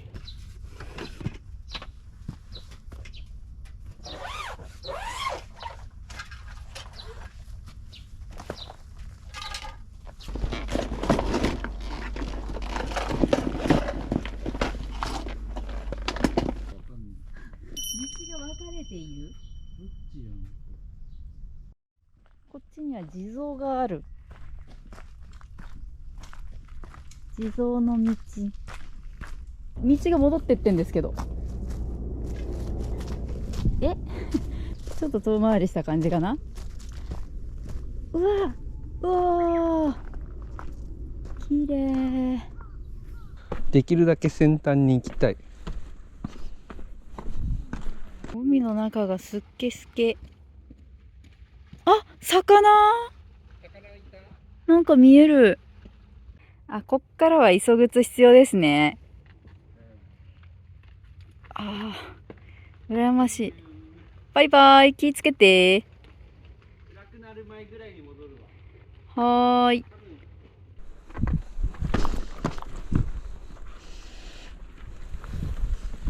浅いようにも見えんだよな、ここ。暑しかし。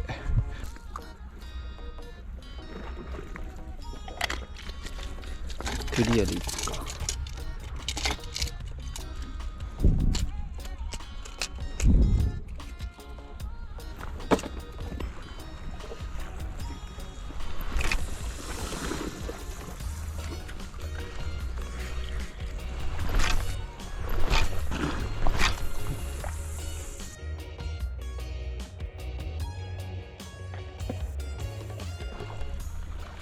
終了。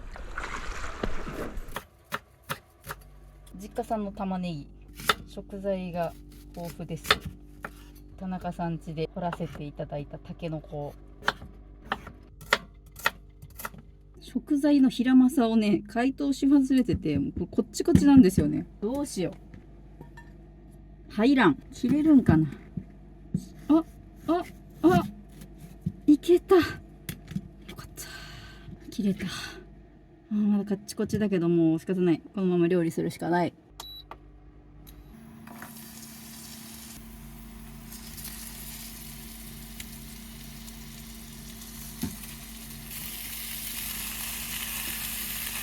で、田中さん家でいただいたローズマリー。お酒が欲しいんだが、冷蔵庫にあったお酒。うわー、いい匂い。申し訳ございません。ちょっと使わせてください。ごめんなさい。ちょっと入れてしまった。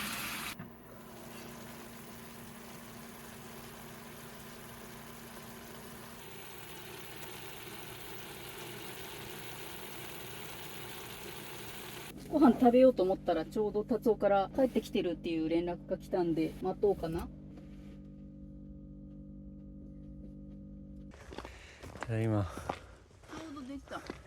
お、いいね。ちょうどできたからサラダ食べて待ってた。バーン。わお、俺が釣ったヒラマサ。さあ、これでいいかな。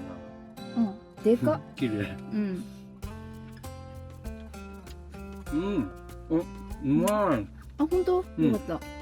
なんか凍った状態からやったからさ、大丈夫かなと思ってたんだけど、なんかめっちゃ綺麗に焼けてる。海苔で行ったけど、そこの磯。満潮だったら多分帰れなくなってた。分断されるってこと？分断される。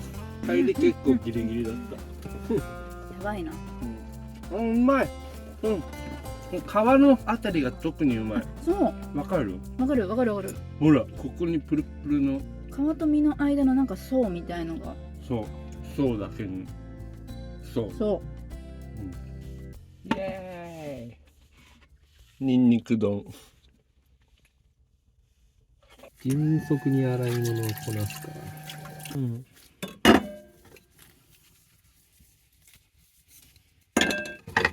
暗くなったね、一気に。ちょっと細いとこ怖いね。うん。あ、出た。あー、でもかろうじて見えたよね。夜景がね。綺麗な夕日ね。もうなんかお土産。あー、なんか火事になったとかで。そう。なんか駐車場が。あれ？開いてる？整備され。暗いよね、これ。やってたらもっと明るいよね。まあじゃあいいや。いいや、もう黒いよ。いいやつか、しょうがどうしようもね。どうしようもないよ、もう今日は寝るよ。こんなんだったっけ？記憶にございません。室花に。室花。久しぶり。サップ出港できそうな場所。うん。無料のキャンプ場がある。そう。おーっしゃ、貸し切り。ありがとうございます。貸し切り来た。爆音ピーポーがいますね。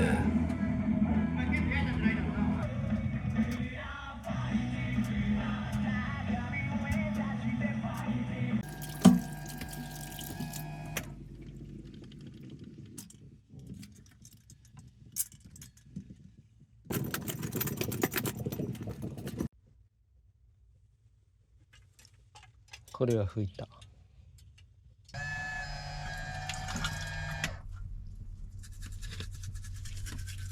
この爆音集団を耳栓でシャットアウトできるか。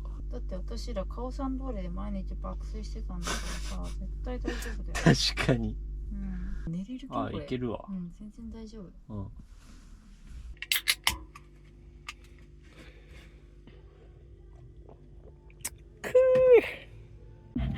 月すごくない？月すごい。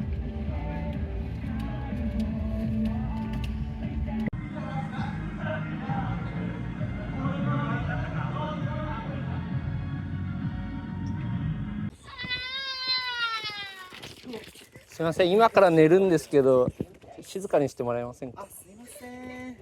お願いします。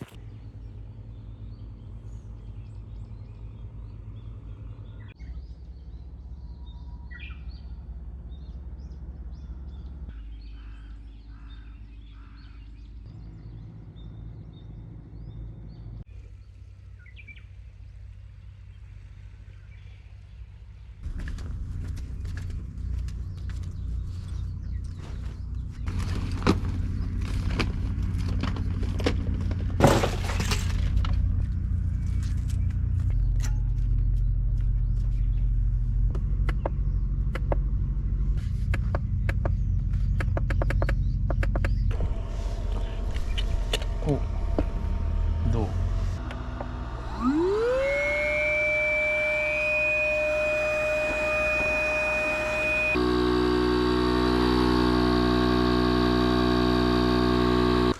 もう9時過ぎてるよね、多分。いいよ。引きずれないんだよな。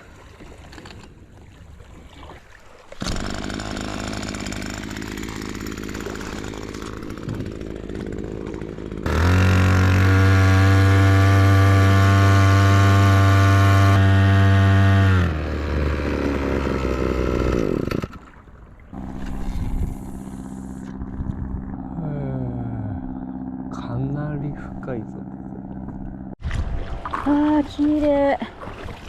あと海藻もある。これはいいですね。イカにとっていいですね。めっちゃ冷たい。足つけてるとちょっと昨日ゲットしたダイソーエギをおかしな方向飛んでった。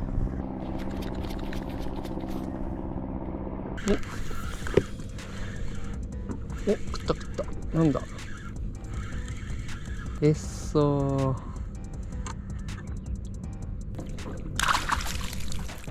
両型のエッソ。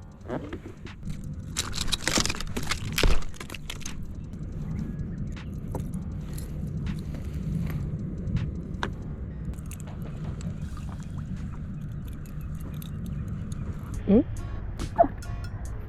なんかクリオネみたいなやつがめっちゃ連れてくる。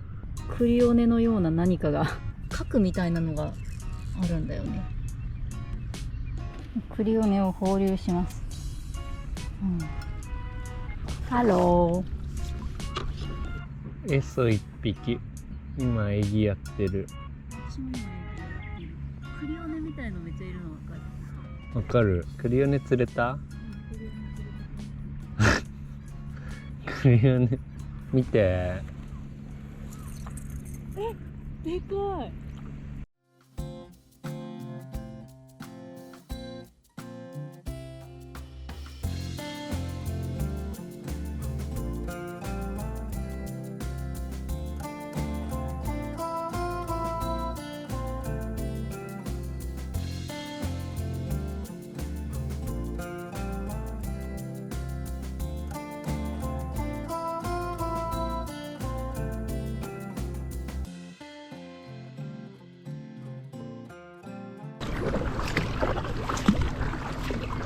よいしょ。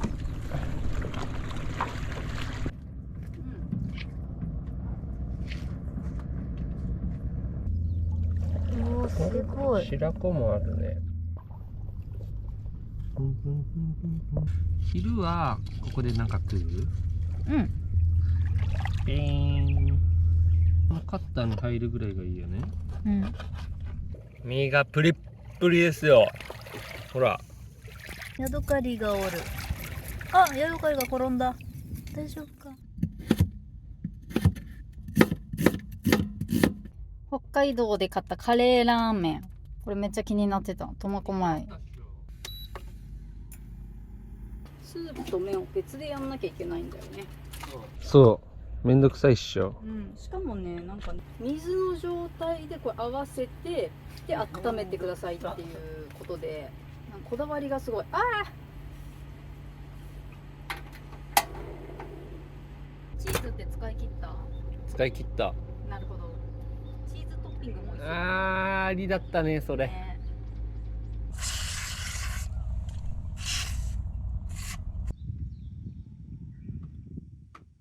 HP101 HP101 エプロンもらったんです。非売品らしいからね。超レアだよ。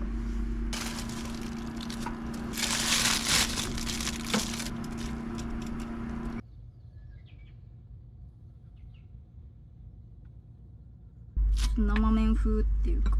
俺の方を多くしてくれても。愛媛のうまいうどん屋聞いてるんだよね。そこ行きたいね。うん。名前忘れたんですけど、なんだっけ。どん兵衛みたいな。木兵衛。木兵衛か。木兵衛だって。カレーうどんとか書いてある。ちょいか。よし。いただきまーす。お、めっちゃ入れてくれたね、麺。うん、めっちゃ入れた。カレーラーメンだわ。麺を別茹でするだけあるね、これ。チーズトッピングしたかった。北海道着いた初日の泊まったところだよね、これ買ったのね。うん。田中さん家でいただいたオレンジ。デザート付き。うまっ。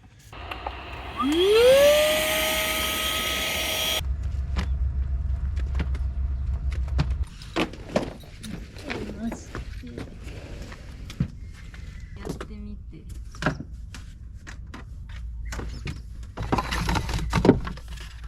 なんと旗。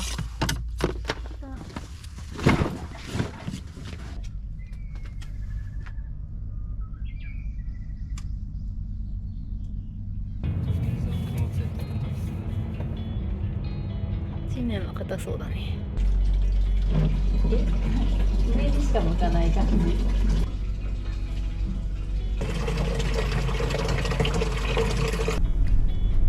りがとうございます。 Thank you。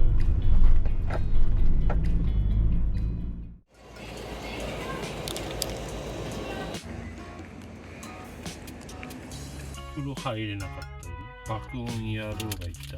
エソしか釣れなかった。エソしかって言うな。そのマインドいかんよ。エソしか釣れんかった的マインドいかんよ。 A コープ八幡浜、無添加のパンをいただきましょう。これいいじゃない。ゲットしておきますか。うわ、タッコ。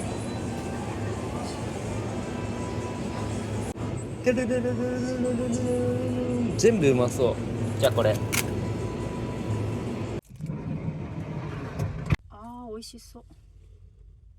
あー美味しそう。大きい方取ったね。乾杯。大きい方。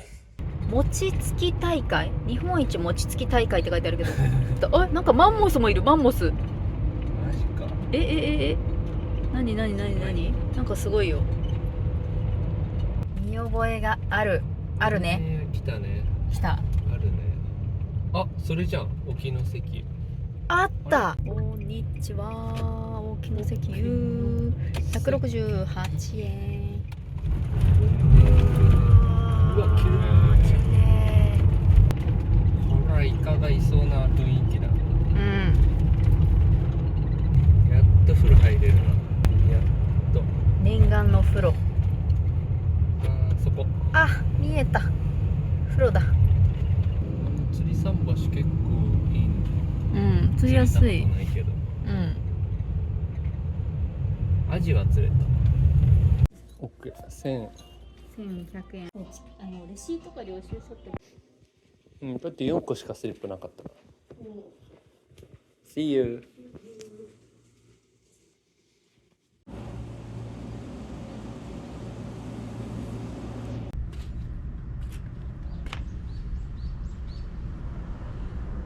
地元のじいちゃんと話してたわ。昔はあっちの方にあったらしいよ。でもなんかジャグジーとかいろんな風呂があって、昔の方が充実してたって言ってた。そうなんだ。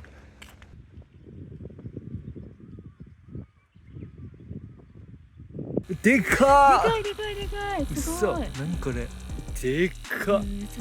うわ。すっげえ、ありがとうございます。アルイカなんてね、幻の存在かと思ってたらいたわ。エギモンやるんですけど、やっぱアジっすねっつって。移動です、移動。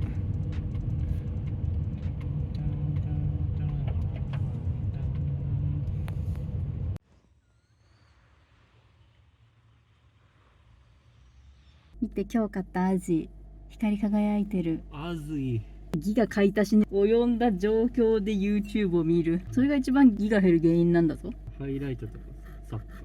ハイライト今見らんでいいやろ。これ見つけたの達夫だから。達夫の主婦力がもう上がってきとる。半額の割にめっちゃ新品じゃん。なんか綺麗だよね。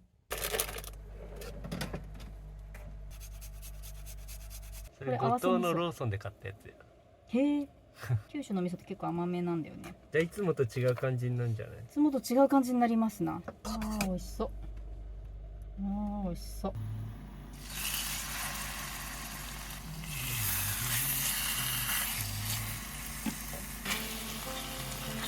スーパーの半額豚がもうとんでもねえことに。でーん。今日これで飲もう。横山50純米大吟醸直組生左大臣なんていうんだっけこれ。大きいな。ぐい飲みって言ってた気がする。ぐい飲みでぐい飲みしちゃって。ぐい飲みしてるね。乾杯。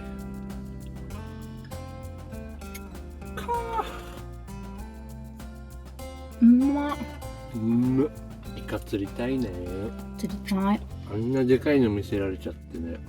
うん。うわ、タケノコだ。天才じゃんこれ。最高。この旅の車中飯の最高を更新した。最初はグー、じゃんけんぽい。シャーリ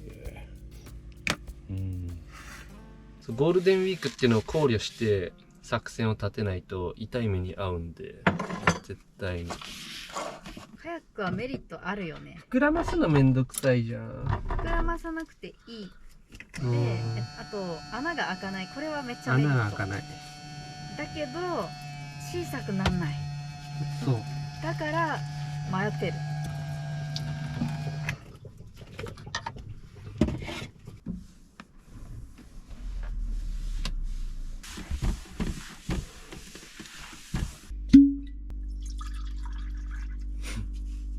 このチョコ一気に減るわ、酒が。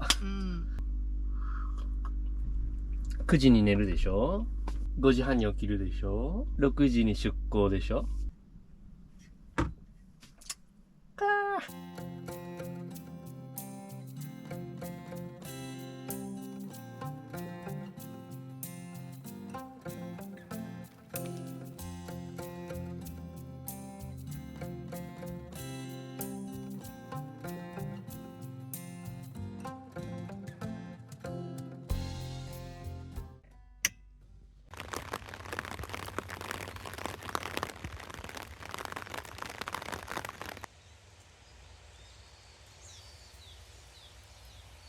さっきそこの人が大物かけてたっぽいから聞いてみよう。こんにちは。さっき大きいのばらしてませんでした？なんだったんですか？ハマチかなんか。あ、ハマチですか？パンセ。明日こそサップ日和らしいから。明日だった。今日じゃなく。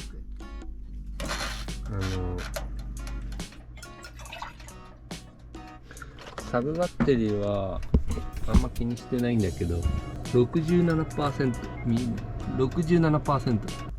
やべ、焦げた。ああ。パンセが？パンセ焦がしちゃったよ。パンセが。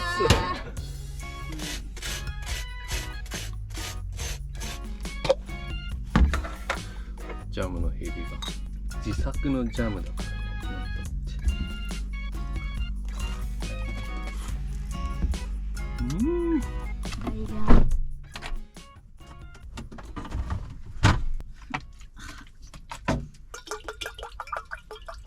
あ、やっぱ紅茶いいや。オッケー。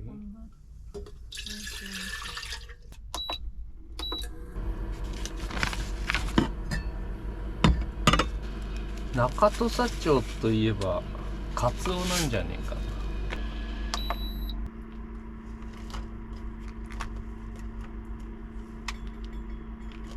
雨やんだ？やんでない。やんない。うわ、この前成田で声かけられた人。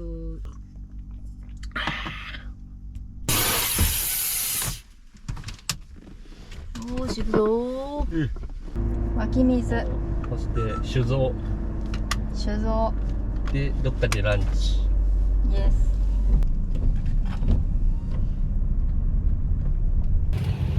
水墨画みたいな。道おかしいからね。この辺は。行ったり来たりしてながら。まさかまっすぐとかじゃないよ。いや、まっすぐです。怖い怖い怖い怖い。でも 1.3 キロだからそんな遠くはない。怖いよ怖いよ怖いよ。これ諦めよう。これちょっときついきついきつい。ほら、軽自動車限定。軽自動車限定道路でした。酒蔵。酒蔵へ。綺麗。やっぱいい水があるからお酒も美味しいんじゃない？水にこだわってるらしい。おお。いや、キャラバンの限界感じたわ。感じたわ。無理だったね。エブリィだったら100%いってた。左斜めに入る。左斜めね。っていうのは。ここですね。ここだ。すごい。うわ、めっちゃ雰囲気ある。Google の口コミがかなり良かった。中条本家さん。奥伊予の地酒。こんにちは。これにした。これの生。2個ずつじゃん。2個ずつ。お酒の香りがしっかり入ってます。おお、そうか。金賞。すごくない？鑑評会。金賞。車しか読めない。車ダンチャって書いてあるように読めるんだけど。ダンチャ。何これ？これね、左大臣にもあってね。え？俺左大臣の朝礼に参加したのよこの前。うんうん。これを毎日読んでた。なんかいいこと書いてあるの。ありがとうございます。一応こんな形で。あ、はい。これでエソを食べたの最高じゃない？これ今ラベル貼り立てだから。ラベル貼り立て。酒が補充されました。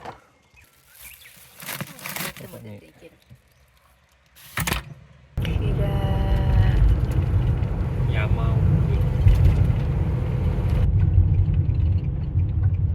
たこ焼き。こじんまりしてるな。かわいい。これ鳥よけになるんだ。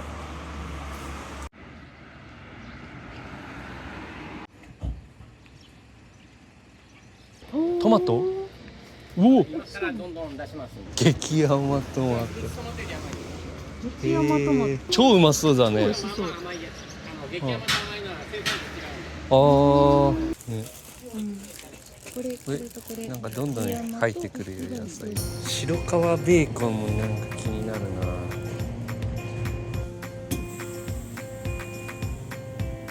あ、ジビエ売ってんじゃん。すごいねここ。面白いね。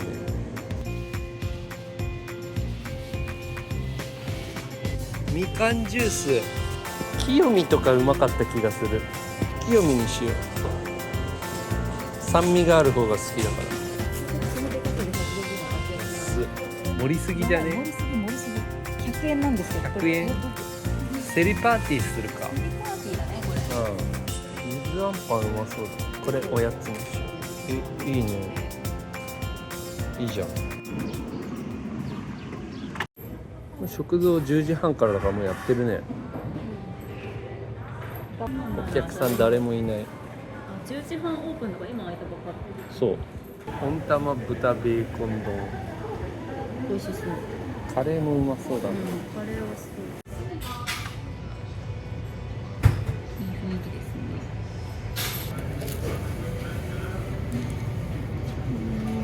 いただきます。いただきます。塩ラーメン。塩味。チャーシューの代わりにベーコンって感じ。ここの名物らしいの。ベーコンとか。いいね。で、明日サップ。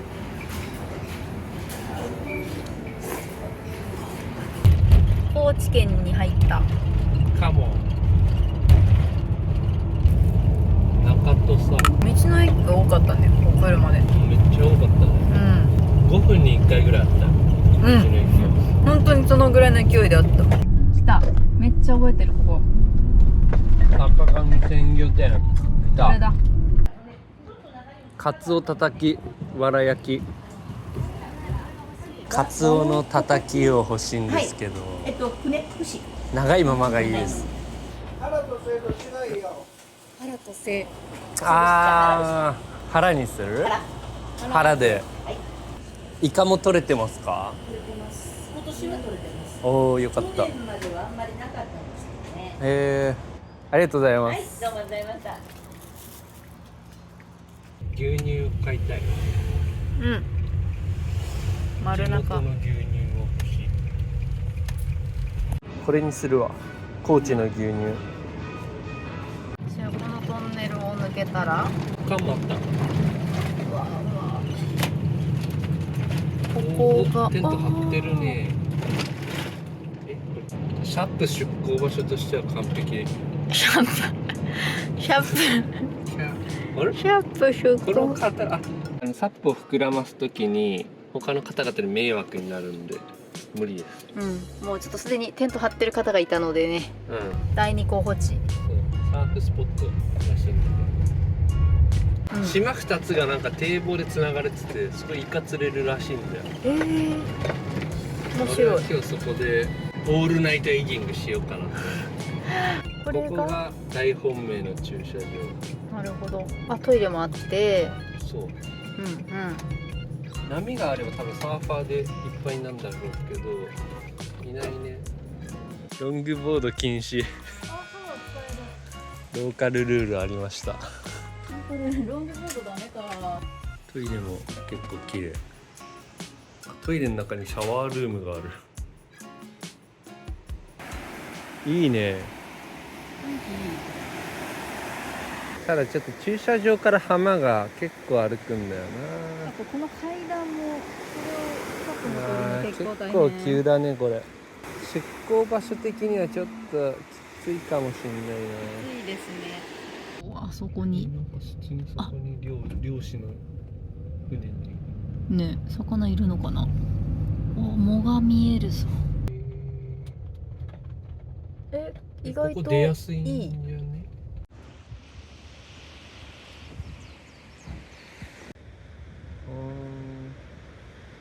あそこから出ていかないといけないんだけど、なんかちょっと怖くない？あそこ。なんか見えるね、流れが。ここから見てうねりだと、やばい。50センチ桃ぐらいあると思うんだよな。そしておかっぱりの釣りはここは無理。できるとこ全部占領されてて、多分あの人たち夜通しでやる。イカって言ってたから。風呂に入る。小釜田に戻る。で寝る前にサップを膨らましておく。寝る前というかまだ明るいうちに。明るいうちに。そうすれば周りの人を起こさずに準備ができると。めっちゃ登る、めっちゃ登る。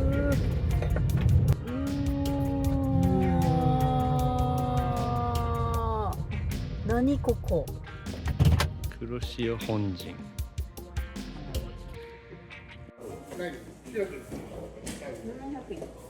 700円。大阪の視聴者さんと会っ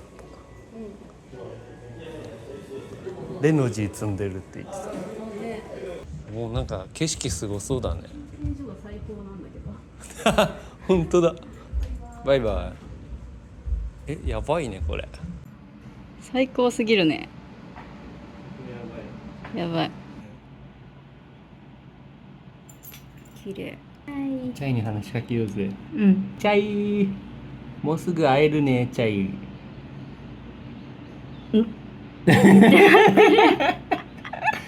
チムニーだとどこでも優勝できる。そこでもそこでも。優勝できる。優勝可能な状態。最高じゃんここ。そしてもうサップ出港目の前。イカが育まれている可能性がある。ある。こちらにおトイレがあるんですね。素晴らしいおトイレあります。いってらっしゃい。大丈夫まだ。あ、偵察しただけ。偵察したな。直火禁止。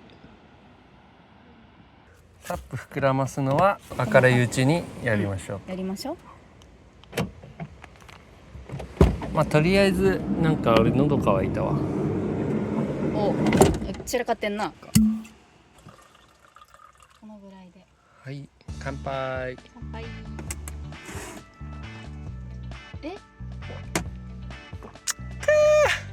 大丈夫？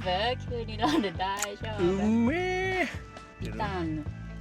おー、テリーヌ。じゃあ俺テリーヌ食べよう。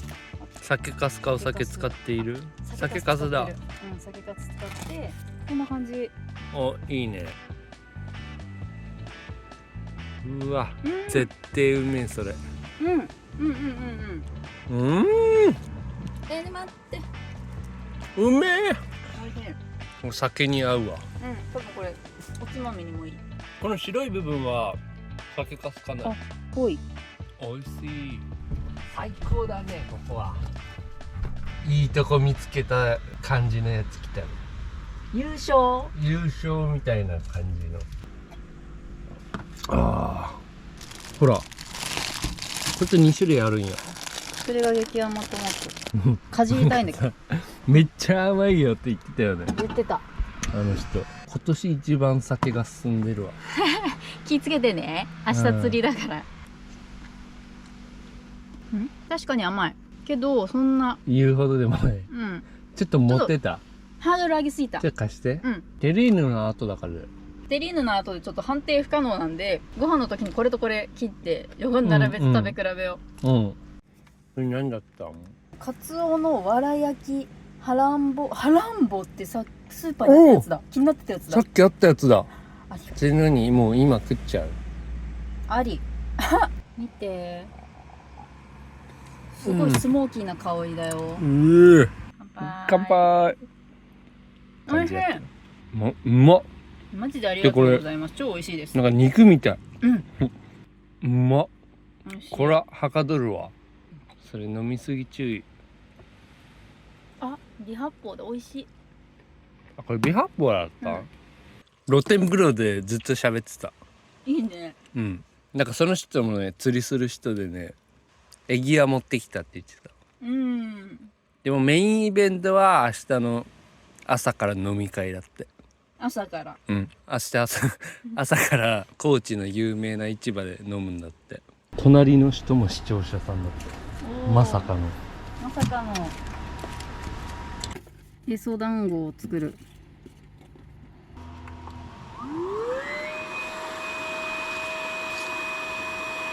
もしかしてエソやってる？エソやってる。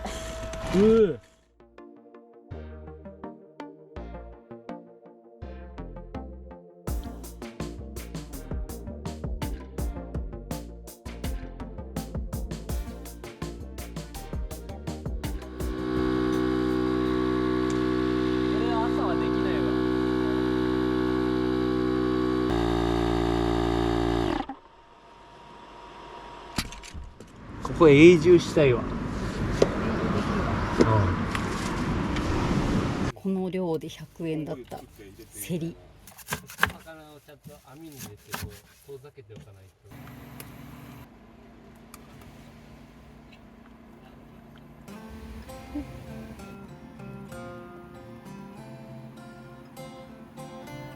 塩で味をつけまして。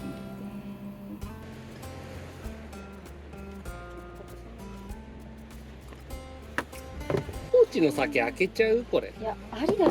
これだってすごいの。白川郷。そうそんな感じ。乾杯。うわ、これも飲みやすい。いいですか？これも飲みやすい。甘いかつ水に近い、こっちの方が。水に近いってどういう意味や？そのまんまや。水に近いってことや。水に近いんや。こんなうまい酒なかなかない。綺麗なお姉さんやった。しかも綺麗なお姉さんだっ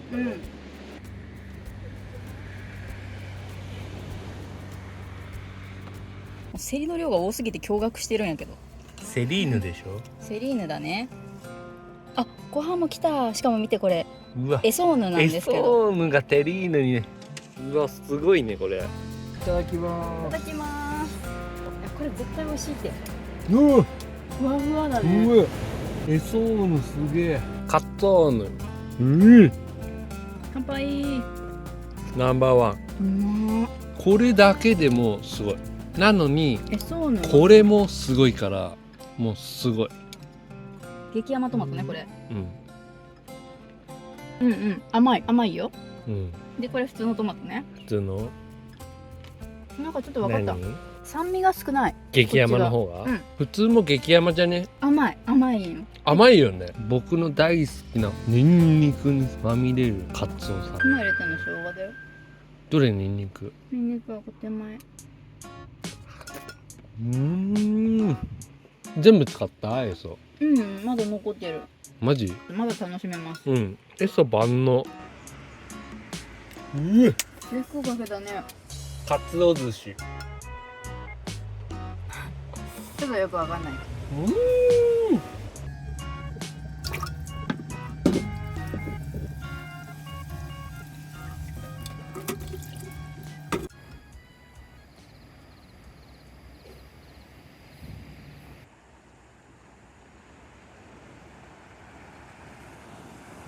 遠藤さん出てるかな